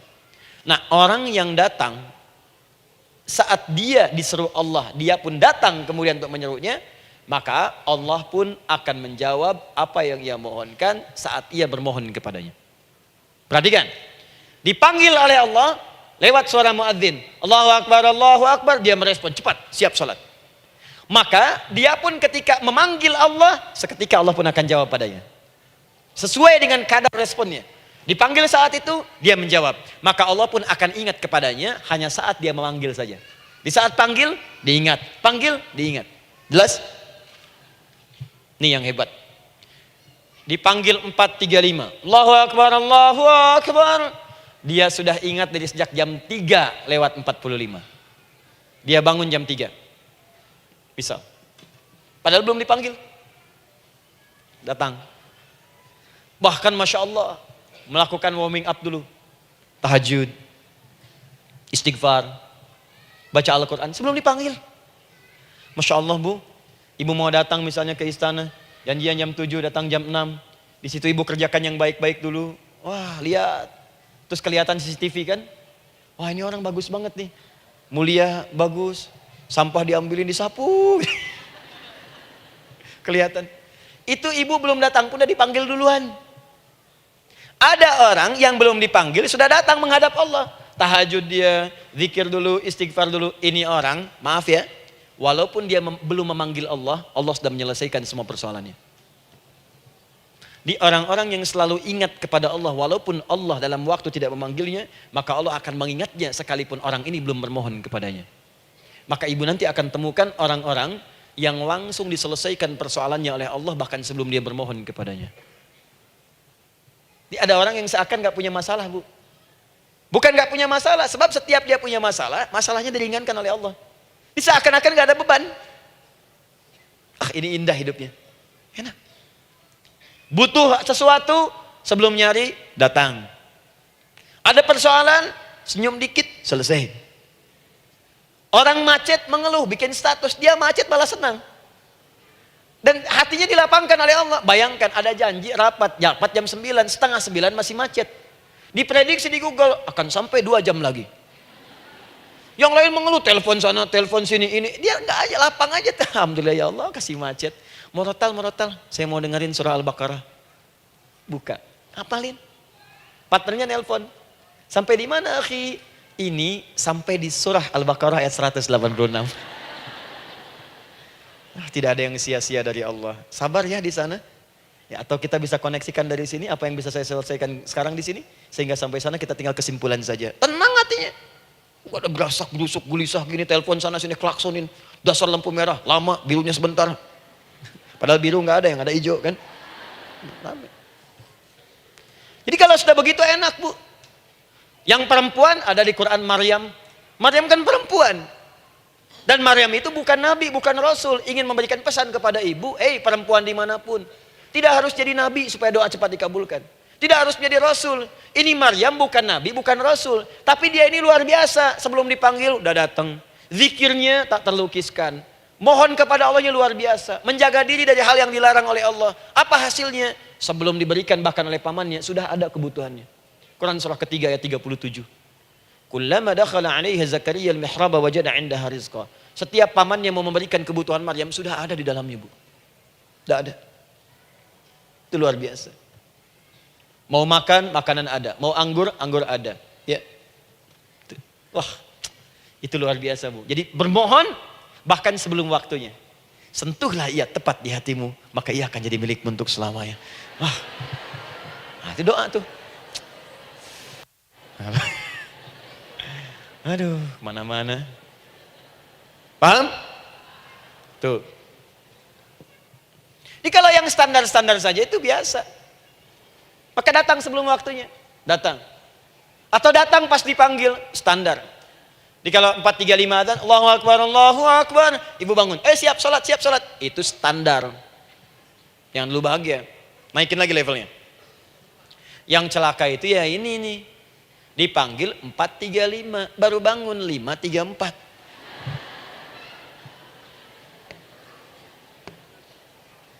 Sholat subuh belum, nuntutnya udah banyak. Ya Allah, kurang apa lagi aku bermohon kepadamu. Sudah aku meminta sekarang, sholat subuh aja belum. Jadi mana keadilannya? Jadi yang pertama, respon seruan Allah. Disitulah Allah pun akan cepat merespon apa yang kita kemudian butuhkan. Jadi yang pertama lewat sholat ya Bu ya. Ingat sholat. Dan sholat itu tadi dari 4 posisi saya ajarkan yang pertama saja satu. Supaya nggak terlampau panjang ya. Berdiri Bu. Saya ajarkan satu. Setiap ibu dalam keadaan berdiri. dan membaca Al-Fatihah pada kalimat iyyaka na'budu wa iyyaka nasta'in. Ingat, pada kalimat iyyaka na'budu wa iyyaka nasta'in, maka sertakanlah di hati kita apa persoalan yang dirasakan untuk bermohon kepada Allah. Saya ajarkan cepat, kalau ibu mau belajar lebih detail, ikuti kajian kami di fikih salat, sifat salat Nabi sallallahu alaihi wasallam. Nanti saya terangkan semua dalilnya, insyaallah sepanjang yang saya ketahui. Baik, dasarnya Quran surah ketiga ayat 38 sampai 39. Dan dikuatkan nanti di hadis qudsi. Ibu kenal Nabi Zakaria? Ya kenal ya. Ya selamat lah Bu. Alhamdulillah. Episode ke-15 kenal Nabi Zakaria, luar biasa. Alhamdulillah. Nabi Zakaria punya persoalan, sudah berumah tangga, belum ada keturunan, fisiknya sudah letih, rambutnya sudah memutih, dan mohon maaf istrinya divonis menopause dan mandul secara medis klinis. Apa yang beliau kerjakan? Sholat. Dalam sholatnya bermohon kepada Allah. Perhatikan permohonannya. Qala rabbi habli min ladunka dzurriyyatan thayyibah. Ya hunalika da'a Zakaria rabbah qala rabbi habli min ladunka dzurriyyatan thayyibah innaka sami'ud du'a. Ya Allah, aku bermohon kepadamu, anugerahkan aku keturunan. Semua mengatakan aku gak mungkin punya keturunan. Hanya engkau yang tidak punya batas dalam pemberian. Engkau pasti mendengar doa saya. Kalau pada yang maha mendengar tidak mengabulkan juga, lantas kepada siapa lagi aku mesti memohon? Doa ini dipanjatkan oleh beliau dalam keadaan sholat. Sedang berdiri dalam sholatnya. Jadi ibu maaf ya, tolong jangan salah berpikir. Semua nabi dan rasul, orang soleh sebelumnya itu sholat. Cuma kita lebih sempurna gerakan dan jumlahnya, sempurna. Orang dulu sholat. Nabi Musa sholat, Quran surah 20 ayat 14. Nabi Isa sholat, Quran surah 19 ayat 31 sampai 33. Nabi Ismail sholat, Quran surah 19 ayat ke-55. Semua sholat. Sholat. Nabi Zakaria saat punya masalah, sholat. Dalam berdirinya minta dalam sholatnya. Dari mana Ustadz tahunya beliau minta dalam berdiri dalam sholat? Ayat 39-nya baca. Quran surah ketiga ayat 39. Fanadatul malaika, maka doanya itu dijawab oleh Allah. Datang malaikat menyampaikan jawaban. Wa huwa qaimun yusalli fil mihrab. Sedangkan beliau masih berdiri dalam sholatnya di mihrab. Masih berdiri dalam sholat. Sholat. Di dalam sholat itu minta. Makanya semua bacaan sholat itu permintaan isinya. Dan dikabulkan oleh Allah. Annallaha yubashshiruka bi Yahya. Allah kasih kabar gembira, engkau akan punya anak, langsung namanya dari Allah Yahya. Artinya hidup. Yang mustahil menurut manusia, lahir dari rahim seorang perempuan yang divonis menopause dan mandul menurut medis, kata Allah tidak ada yang mustahil bagiku, lahir dan hidup dia, Yahya. Kapan terjadinya? Sedang sholat. Kapan saat sholatnya? Berdiri. Nah yang paling menarik Bu, umatnya Nabi Muhammad SAW ditunggu oleh Allah 5 kali dalam sehari, dan dimintakan sebelum sholat untuk menyiapkan permohonannya. Maka turunlah Quran surah kedua ayat ke-45. Ibu lihat ayatnya. Wasta'inu bis-sabri was-salat. Bahkan ditegaskan lagi di Quran surah kedua ayat 153. Paling kanan sebelah bawah. Ya ayyuhalladzina amanu ista'inu bis-sabri was-salat. Yang pertama enggak pakai panggilan iman. Wasta'inu, kata Allah, hey, kalau kamu punya masalah, jangan mengeluh, jangan berkeluh kesah, jangan terlampau banyak gelisah, cepat siapkan dirimu untuk menunaikan sholat. Siapkan permohonanmu, minta kepada aku lewat sholat. Kalau belum yakin, disebutkan imannya. Ya ayyuhalladzina amanu, hey orang-orang yang masih merasa punya iman, katanya punya iman. Jadi kalau ibu nggak mau minta lewat sholat, dipertanyakan imannya. Kamu punya iman nggak? Kata Allah, yakin nggak dengan saya? Kalau punya masalah jangan mengeluh. Datang pada saya minta lewat sholat, saya panggil sholat minta. Kalau masih merasa punya iman, tuh, iman kita tuh dipertaruhkan di situ. Nah sekarang saya berikan rumus bahasanya. Allah memanggil kita dengan bentuk jama, perintah jama. Wasta'inu, wasta'inu. Itu bentuk perintah. Wasta'inu, bentuk perintah.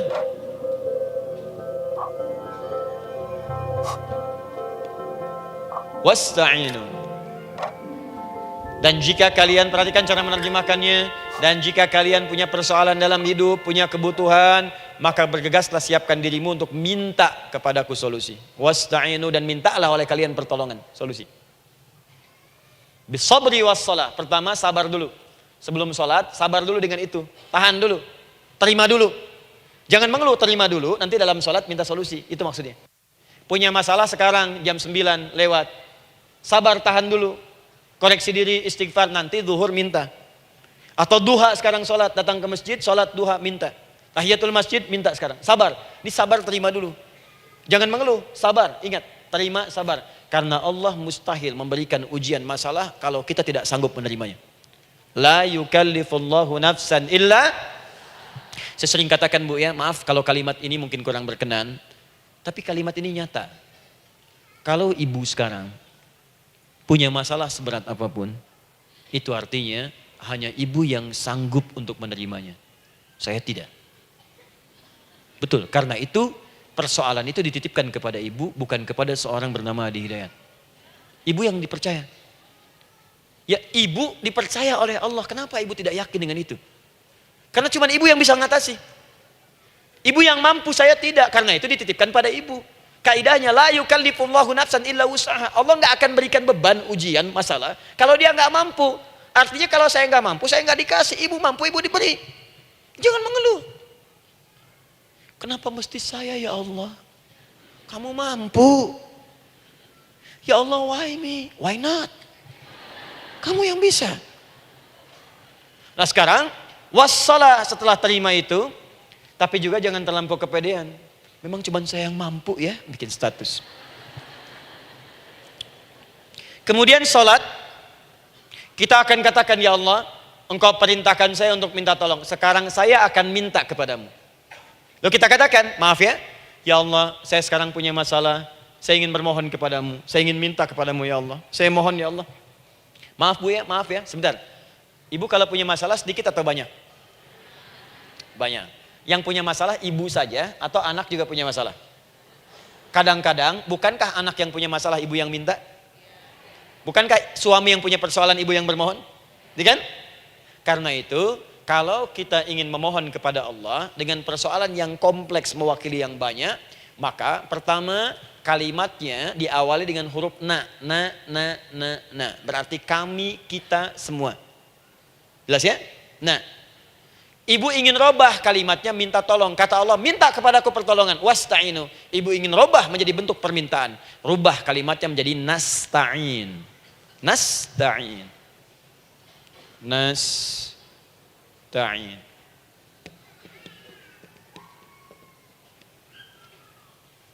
Wasta'inu nasta'in. Minta kepada siapa tadi? Allah. Boleh minta kepada selain Allah?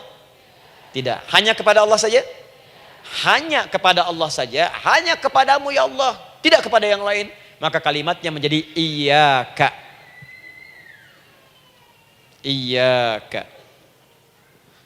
Hanya kepadamu saja ya Allah.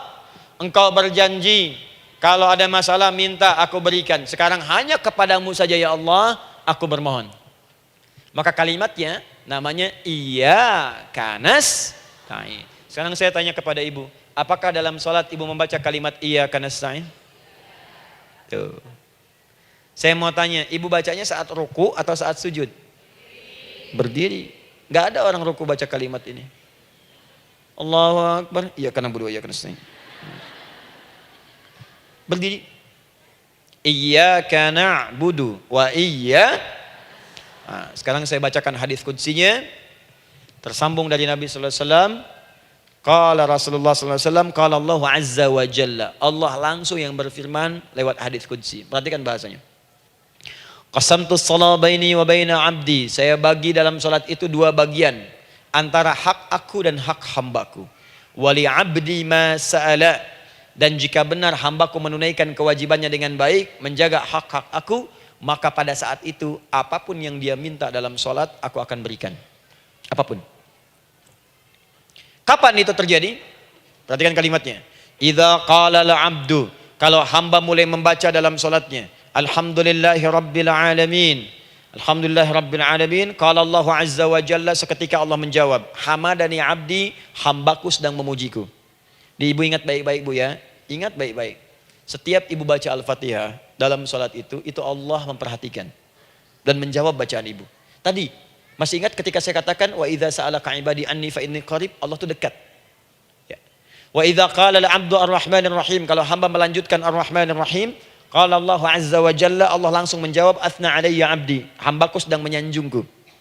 Wa idza qala al-'abdu maliki yaumiddin, ketika hamba berkata maliki yaumiddin, qala Allah azza wa jalla, Allah menjawab majjadani 'abdi, hambaku sedang mengagungkanku. Sekarang perhatikan kalimat ini.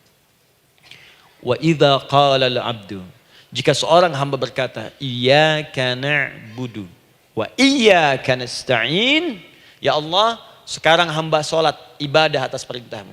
Dan hamba minta, ya Allah, hamba punya masalah, hamba punya persoalan, dan kau janjikan minta dalam salat. Qala Allah azza wa jalla, Allah jawab, hadza baini wa baina 'abdi, inilah perjanjian aku dengan hambaku. Wali 'abdi, kalau hambaku benar salatnya sampai bacaan ini, masalah apapun yang dia minta sekarang aku akan kabulkan. Dalam berdiri. Cuman sayang, kadang-kadang dalam keadaan ini banyak yang tidak minta. Maka caranya saya sampaikan yang pertama, kalau ibu sudah sampai ke bacaan ini, iyyaka na'budu wa iyyaka nasta'in, sertakanlah dalam hati ibu. Gak usah dilafadzkan. Sertakan ibu punya masalah apa. Atau secara umum minta solusi. Minta. Nabi itu kalau sholat, Nabi SAW kalau sholat, itu kalau baca ayat-ayat Quran, itu seringkali berhenti bu. Sering berhenti. Kalau dalam ayat doa, beliau berhenti, mohonkan dengan baik. Kalau ayat-ayat surga, minta supaya umatnya ke surga. Ayat-ayat neraka, mohon supaya umatnya dibebaskan dari neraka. Minta. Kesaksiannya banyak. Hudzaifah al-Yamani pernah sholat di belakang Nabi, begitu. Abdullah bin Mas'ud radhiyallahu ta'ala anhu sholat di belakang Nabi, begitu. Ubay bin Ka'ab radhiyallahu ta'ala anhu salat di belakang Nabi, begitu. Di kesaksian mereka sama semua. Makanya seringkali itu nggak sadar, enak salat dengan Nabi itu. Nyaman. Kalau baca ayat surga seakan-akan pengen cepat ke surga. Kalau baca ayat doa berdoa, jadi nggak sadar. Rakaat pertama 100 ayat aja Al-Baqarah. Ya, kadang-kadang lewat ke Ali Imran. Pernah rekornya 5 juz 4 halaman, An-Nisa ayat 176 baru berhenti. Ya walaupun besoknya nggak pada ikutan lagi. Ya. Karena merasa ini kapan rukunya gitu, sekarang atau nanti, sekarang atau nanti. Tapi enak. Nah saya ajarkan satu hal, kalau kita sampai pada bacaan Al-Fatihah tadi, jeda sejenak bu, rasakan itu, minta. Minta. Setelah itu Allah ajarkan satu lafaz, kalau lafaz ini benar dibacakan oleh ibu, benar dibacakan, maka seketika doa akan dijawab. Langsung dikabulkan. Apa bacaan itu? Nah, nanti dalam pelajaran selanjutnya kita akan bahas ya insya Allah. Masih ada waktu? Oh ya, kalau masih kita bahas ya. Masih. Ada sesi mau jawab pertanyaan dulu, diskusi dulu, atau saya teruskan sebentar? Teruskan ya. Baik, kalau kita sampai jam 10, saya jeda sampai ke 9.45. Jadi 15 menitnya kita bisa diskusi ya. Baik. Apa lafaz yang kita bisa mohonkan? Teruskan ayatnya. Ihdinas siratal mustaqim. Ihdinas siratal mustaqim. Ihdinas siratal mustaqim. Ini Bu, nanti Ibu lihat dalam kajian tafsir yang kami sampaikan, juga dalam kajian fikih salat saya bahas dengan detail. Di sini singkat saja, singkat padat. Ihdina itu, ya Allah berikan kami hidayah, berikan kami jalan, berikan kami petunjuk, tunjukkan kami jalan yang lurus. Kalimat ihdina asalnya dari kata hidayah. Hidayah, jamaknya hudan. Ihdina, berikan kami hidayah. Berikan kami hudan. Kalau tunjukkan kami jalan yang lurus, itu terjemahan Bu. Terjemahan. Kalau ibu ingin makna tafsir per huruf, per kalimat, bahkan per harokat, itu semua ada maknanya. Karena semua kalimat Quran itu mukjizat. Ihdina dari kata hidayah, hudan. Berikan kami hidayah. Hidayah dalam bahasa Arab itu banyak maknanya. Bisa solusi dari semua persoalan. Bisa jalan menuju kemudahan. Bisa kesuksesan. Bisa petunjuk, banyak. Kalau dikumpulkan namanya hudan. Hudan. Makanya Al-Quran disebut hudan, karena di Quran ada semua. Solusi ada, petunjuk ada, kemudahan ada. Dzalikal kitabu la raiba fi hudal. Al-Quran hudan. Syahrul Ramadan alladzi unzila fihi al-Quran hudan linnas. Isi Quran semua hudan. Di situ ada solusi. Di situ ada petunjuk. Di situ ada kemudahan. Kalau kita ingin minta semua itu, kalimatnya dikatakan fi'il amr lit talab, permohonan dalam bentuk kalimat permintaan, ihdina, berikan kepada kami hudan. Kalau sudah mengatakan ihdina artinya minta solusi, minta kemudahan, minta petunjuk. Jadi ketika ibu mengucapkan kalimat ihdinas siratal mustaqim, itu artinya, ya Allah, berikan kepada kami solusi dari masalah yang sedang saya hadapi. Berikan petunjuk dari persoalan yang sedang saya jalani.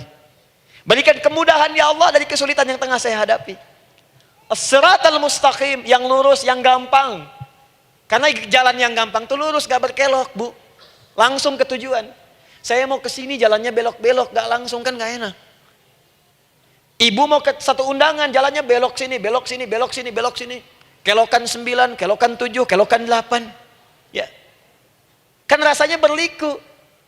Ibu ingin mendapatkan solusi, tapi dilempar-lempar. Ke sini dulu, berkelok. Sini dulu, sini dulu, sini dulu. Kenapa nggak ibu lurus dapatkan langsung?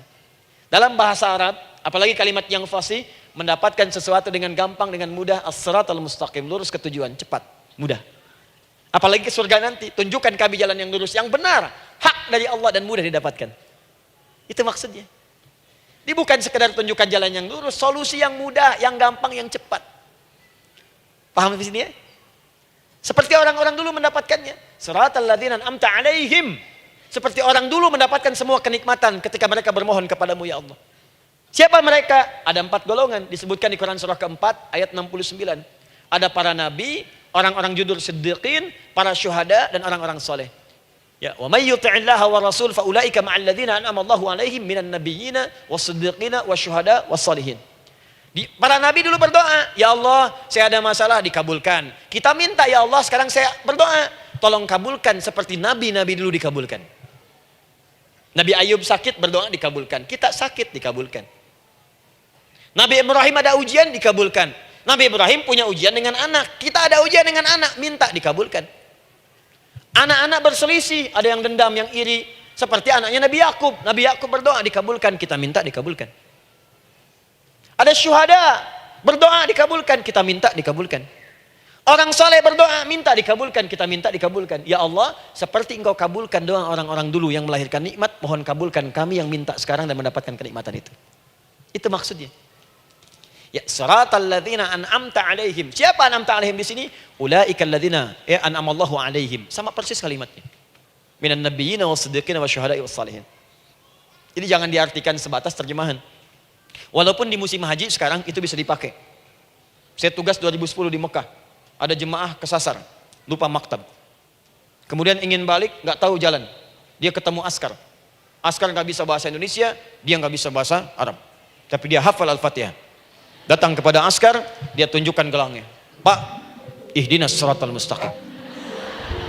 Tunjukkan saya jalan yang lurus. Bikin gelang. Askar nggak bisa bahasa Indonesia. Dikasih bahasa Arab nggak paham-paham. Tapi askar ini pun cerdas. Dia tunjuk, dia lihat gelangnya. Oh, maktab sana. Siratal ladzina an'amta 'alaihim ghairil maghdubi 'alaihim waladdallin. Lurus, jangan belok-belok. Kalau belok nanti engkau tersesat atau dicaci maki orang. Maghdub ya dicela orang.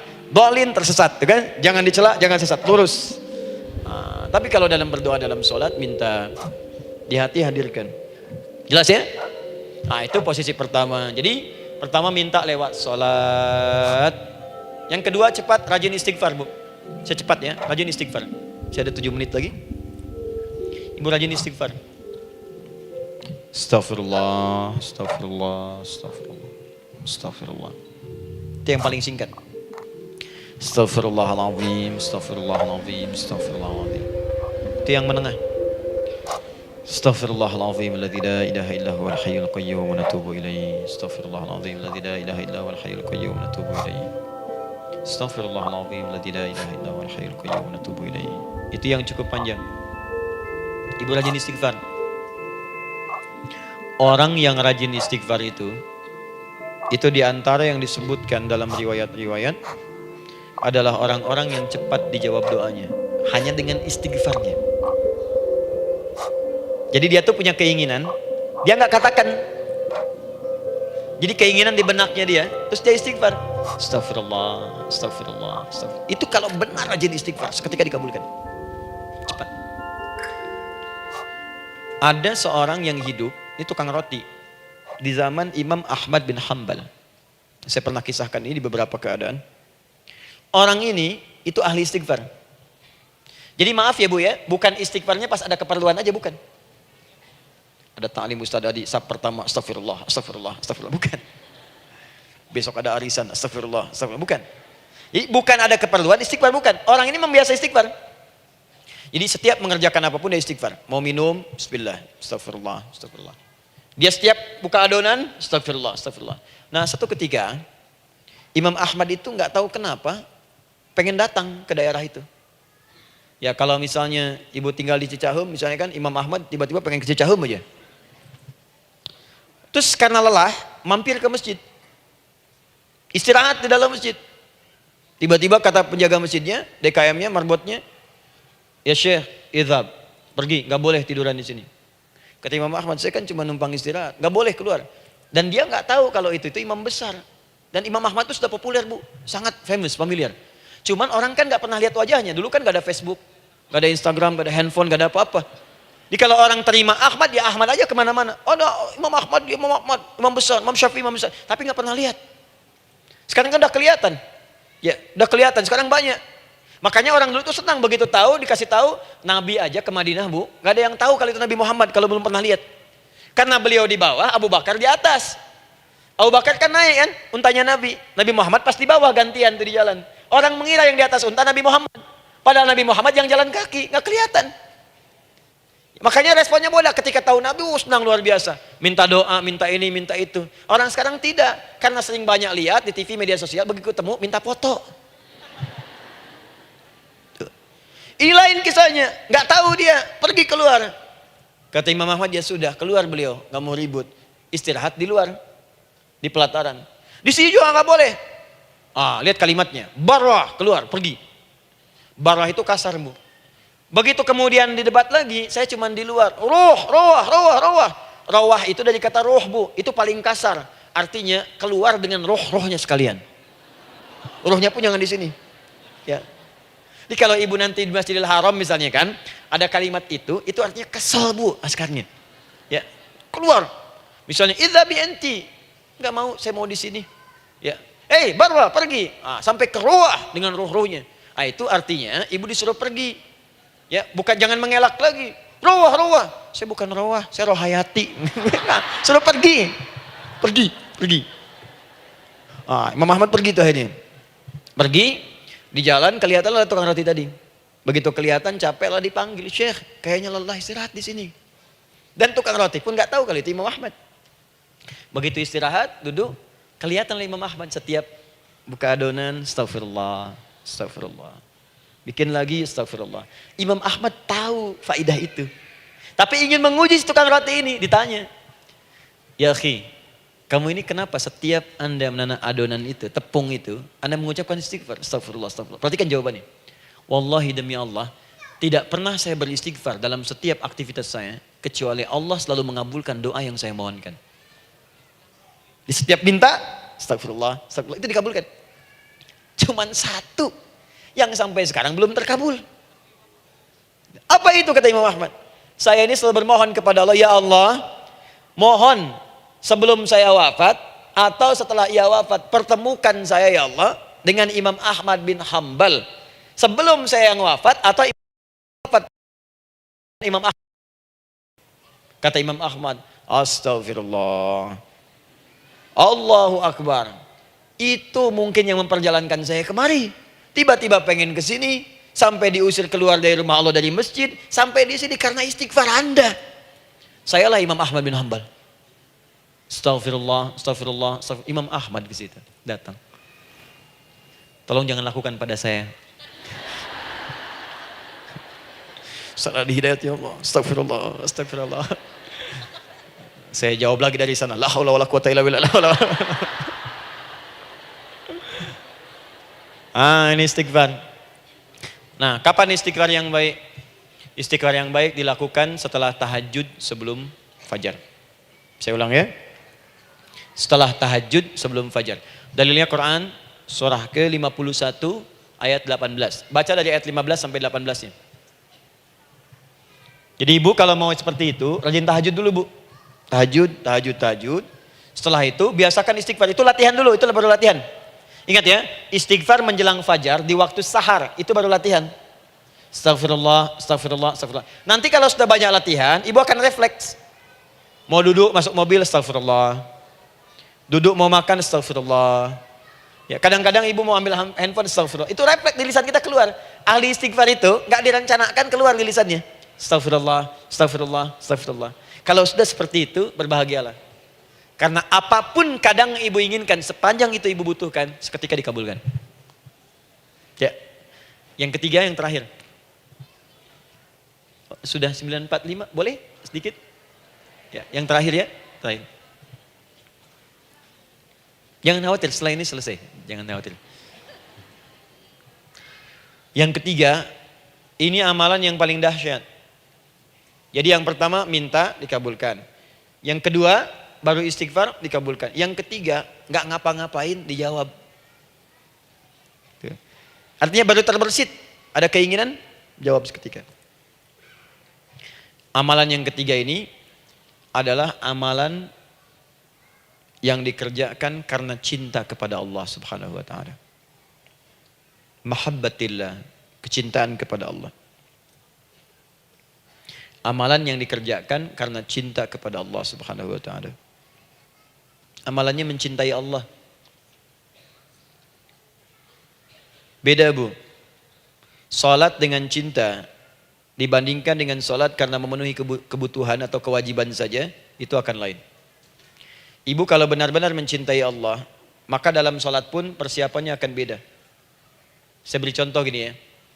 Dari pakaian akan lain kata Al-Quran. Quran surah 7 ayat 31. Ya bani Adam khudhu zinatakum inda kulli masjid. Hei anak cucu Adam, kalau ada panggilan dari masjid, kenakan pakaian terindahmu. Di orang-orang yang mencintai Allah saat akan sholat, dia akan perhatikan dari pakaiannya. Jauhkan dari yang haram. Terus cari yang paling baik yang dia kenakan. Gak akan sembarangan. Kalau ibu pakai mukena juga cari mukena yang paling indah. Bukan karena pengen dilihat orang. Karena ingin Allah menyaksikan sholat ibu dalam keadaan yang sempurna. Wudu. Wudu itu hati-hati gitu. Quran surah ke-5 ayat ke-6. Ya ayyuhalladzina amanu idza qumtum ila shalah faghsilu wujuhakum wa aydiyakum ilal marafiq wamsahu bi ru'usikum wa arjulakum ilal ka'bain. Jika ada orang beriman mencintai Allah, mau salat dia mau wudu, wudunya enggak akan sembarangan, Bu. Cuman basuh. Ya, bagian kepala juga harusnya kepala, dia rambut, takut selesai. Sampai ke kaki cuma disodorkan di keran, beres. Itu sih anak kecil juga bisa. Orang ini lain. Dia akan pelan-pelan dilihat secara sempurna. Hati-hati, kerjakan karena Allah, karena ingin baik. Kalau orang sholat hanya kebutuhan saja, maka yang penting dia takbir sampai salam selesai. Tapi ini tidak, dia akan pelajari bagaimana Nabi mengajarkan sholat yang benar. Bagaimana bacaan saya benar. Dia belajar ngaji supaya benar bacaan Fatihahnya. Dia belajar dengan baik supaya khusyuk di dalam sholatnya. Dia pahami satu-satu. Apa artinya Allahu Akbar? Apa artinya Subhana Rabbiyal Azim? Apa artinya Subhana Rabbiyal A'la? Apa artinya Sami Allahu liman hamidah? Dipahami. Di begitu dia sholat baru takbir sudah paham misinya. Jika ada orang seperti ini, dia mengerjakan apa yang Allah perintahkan karena cinta dengan Allah. Dia berzakat karena ingin mencintai Allah. Dia berinfak karena cinta dengan Allah, bukan karena uangnya. Pokoknya kalau orang cinta itu, Bu, setiap pecinta dia akan memberikan apapun pada yang dicintai. Walaupun tadi minta. Dan pecinta itu sifatnya, kalau yang dicintainya senang sesuatu, akan otomatis ikut senang. Ibu misalnya senang ya dengan pasangan sebelum menikah. Pasangan senang kucing, ibu akan terpaksa senang kucing. Ibu cinta dengan anak, semua akan diikuti apa yang diinginkan. Seperti itu, cinta itu butuh pembuktian. Karena itu sering saya katakan pada akhwat ya yang belum menikah, yang masih muda-muda belum menikah, cinta itu butuh pembuktian. Jadi jangan percaya kalau ada orang yang bicara di lisannya nggak ada buktinya. Aku akan seperti Dilan membawamu dalam motorku. Katakan padanya, aku tak butuh dengan rayuan kata-katamu. Itu hanya angin surga. Yang kubutuhkan, tuliskan namaku di buku nikah kita. Wah, catat. Itu caranya. Main ke Taman Dilan, cuman boncengan. Seakan dunia milik berdua, yang lain gak ada. Gombal. Udah ya? Jelas? Jadi amalan yang ketiga ini kerjakan karena Allah. Saya mau contohkan satu. Ibu pernah dengar Imam Malik bin Anas? Pernah ya? Gurunya Al-Imam Asy-Syafi'i, Imam Malik bin Anas, lahir di kisaran tahun 94-95 Hijrah. Siap, Kang Dan. Wah, ini terakhir nih, saya tutup nih. Benar-benar terakhir. Betul-betul. 10 menit lagi kalau ada nanti tanya jawab, sedikit. Imam Malik ini Bu, itu Masya Allah. Saking cinta pada Allah dan Rasul, itu tidak pernah, jangankan sholat. Dalam beliau memberikan fatwa pun, akan mencari pakaian yang paling bagus. Paling indah. Dan beliau menjaga adab dalam menyampaikan kalimat Nabi pun itu luar biasa. Sampai satu kali pernah pakai jubah bagus, indah, ada lebah menyengat di kepalanya, sedang menyampaikan hadis. Saking hormatnya terhadap hadis Nabi, lebah itu dibiarkan menyengatnya. Nggak mau memutus kalimat Nabi, hadis Nabi hanya untuk mengusir lebah, dibiarkan sampai tersengat. Apa yang Allah berikan kepada beliau? Allahu Akbar. Satu kali singkat, berdiskusi dengan muridnya Al-Imam Asy-Syafi'i. Kata Al-Imam Asy-Syafi'i, ya guru, setahu saya rizki itu dicari dulu baru dikasih. Imam Malik lebih tinggi ilmunya pada saat itu. Beliau tahu ada 8 jenis rizki. Ya Syafi'i, ada rizki yang tidak perlu dicari, Allah berikan. Wah, berdebat tuh sampai berpisah. Setelah itu secara singkat Imam Asy-Syafi'i lewat di kebun anggur sedang panen anggur besar. Tiba-tiba tergerak untuk membantu, datang ke situ bantu. Begitu selesai dikasih hadiah anggur banyak, besar-besar, indah, enak, gitu kan? Ketika diberi itu langsung senang beliau. Bukan karena anggurnya, karena merasa pendapatnya benar. Jadi begitu bekerja baru dapat. Dibawalah anggur ini diberikan pada gurunya. Perhatikan adabnya terhadap guru. Jadi kalau ibu adabnya bagus pada guru, keberkahan dapat, ilmunya pun menghunjam di jiwa. Imam Syafi'i nggak merasa benar, tapi memberikan sebuah jawaban dengan adab. Guru, tadi itu ada panen anggur, saya mencoba membantu. Begitu saya bantu dikasih anggur, dikencangkan kalimatnya. Begitu saya bantu dikasih. Dibantu dulu baru dikasih. Kalau saya nggak bantu, saya nggak dikasih. Apa jawab Imam Malik? Imam Malik tersenyum, tertawa. Tabassama dhahika. Masya Allah, Syafi'i, bahasa kita. Tadi itu saya keluar mau ngajar, siang-siang terik begini saya kepikiran, ya Allah, kalau makan anggur yang enak-enak, enak banget sekarang ini. Ada anggur sekarang. Tuh. Murid berikhtiar, guru mendapatkan hasil. Setelah itu Asy-Syafi'i naik dan jadi bintang di zamannya sampai kekinian pun luar biasa. Dan mendapatkan barakah gurunya, seperti gurunya dapatkan, muridnya pun meraihnya. Itulah 3 cara bagi kita untuk bermohon kepada Allah. Jika ingin dipercepat oleh Allah, bisa lewat sholat, bisa lewat istighfar, bisa juga dengan menciptakan amalan-amalan, atau mengikuti amalan-amalan yang dicintakan atau ditujukan untuk mencintai Allah Subhanahu wa ta'ala. Ibu bisa paham ini? Baik. Kemudian berdoa. Tapi yang jadi masalah, Ustadz, ketika berdoa, kok belum dikabulkan juga? Apa ciri doa dikabulkan? Seperti apa kita tahu doa kita dikabulkan? Itu mungkin kita bahas di episode yang berbeda insyaAllah.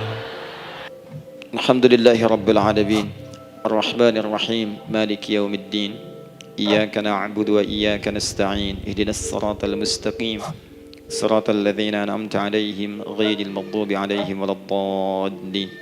اللهم نحمدك حمدا شاكرين حمدا ناعمين حمدا يوافي نعمه ويكافئ مزيده يا ربنا لك الحمد ولك الشكر كما ينبغي لجلال وجهك الكريم ولعظيم سلطانك اللهم صل وسلم وبارك على رسولك الكريم نبيك الأمين سيدنا محمد وعلى آله وصحبه وأمته إلى يوم الدين اللهم ربنا يا الغفور الرحيم لا تدع لنا في مقامنا هذا في كل مقام ذنبا إلا غفرته.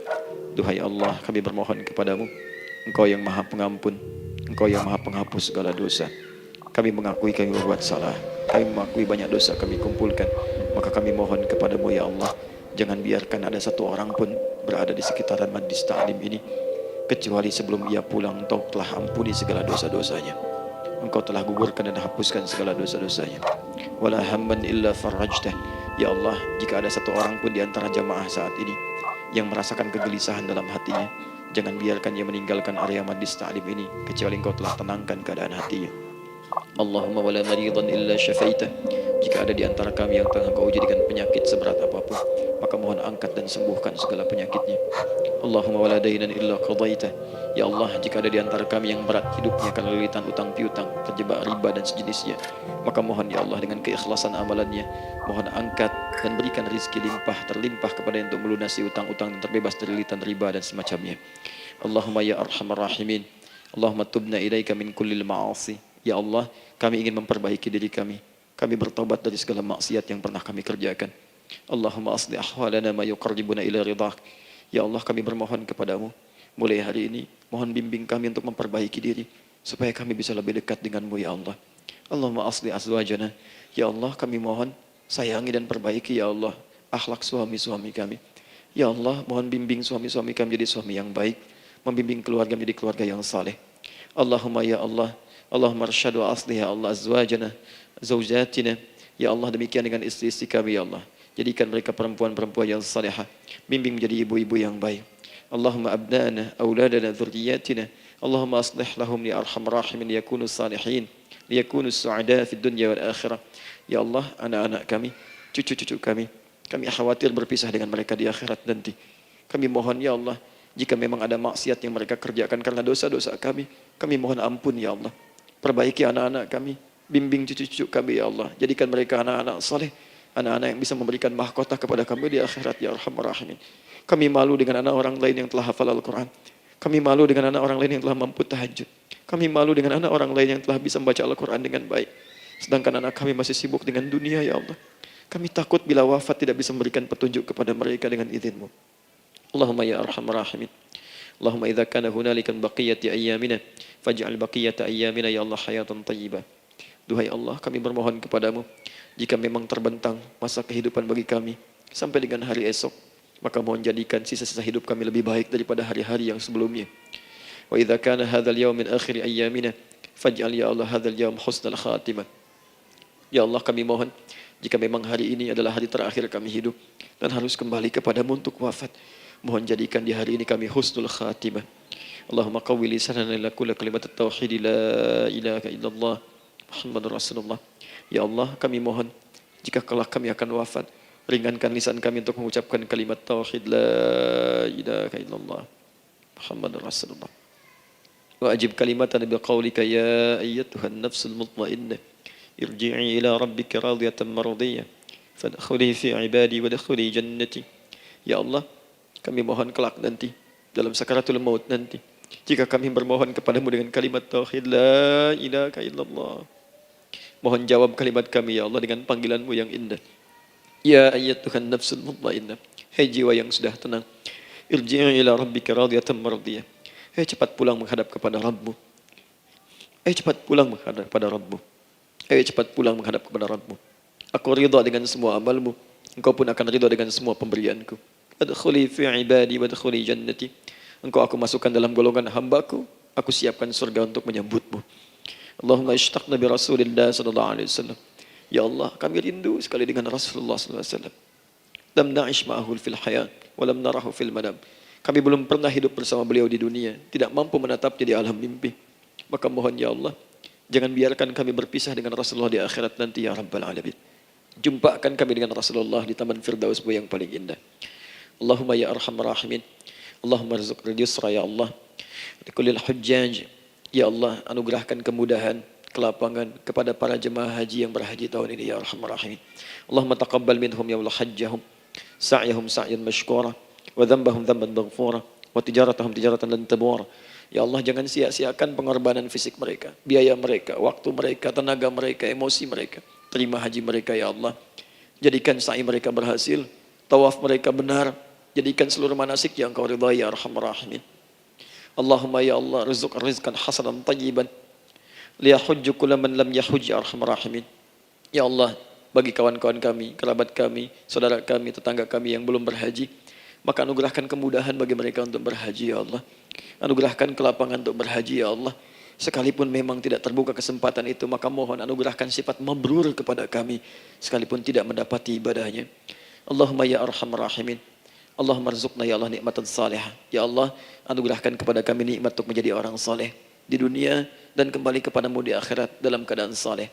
Alhiqna bis salihin ma'al ladzina an'amta 'alaihim minan nabiyyin was-siddiqin wasyuhada was-salihin wa hasuna ulaika rafiqa. Ya Allah, kumpulkan kelak kami di surga dengan para nabi, orang-orang saleh, para syuhada, orang-orang yang benar di hadapan-Mu. Itulah nikmat terbaik yang mampu kami dapatkan. Allahumma ya Rabb, Allahumma aslih Allah qulubana ati anfusana taqwaha wa zakkiha anta khairu man zakkaha anta waliyuha wa maulaha. Ya Allah, jika memang kami telah Engkau anggap baik sampai dengan pagi hari ini, maka mohon jaga kami dalam keadaan baik sampai wafat ya Allah. Berikan kami kekuatan untuk istiqamah. Jauhkan kami dari pengaruh nafsu ya Arhamar Rahimin. Ya Allah, jika ada saat ini orang-orang yang menyakiti kami ya Allah, berkhianat kepada kami ya Allah, menzalimi kami, maka mohon ampuni dosa mereka ya Allah. Maafkan mereka ya Allah. Bimbing mereka untuk sadar dan bertobat ya Allah. Titipkan dalam jiwa kami sifat untuk saling menyayangi ya Allah. Titipkan dalam jiwa kami sifat untuk saling memaafkan ya Allah. Titipkan dalam jiwa kami sifat untuk bisa memperhatikan ya Allah. Allahumma ya Rabb, Rabbana atina fid dunya hasanah wa fil akhirati hasanah wa qina adzaban nar. Bifadlika subhana rabbika rabbil izzati amma yasifun. Wassalamun alal mursalin wa akhiru da'wana alhamdulillahi rabbil alamin.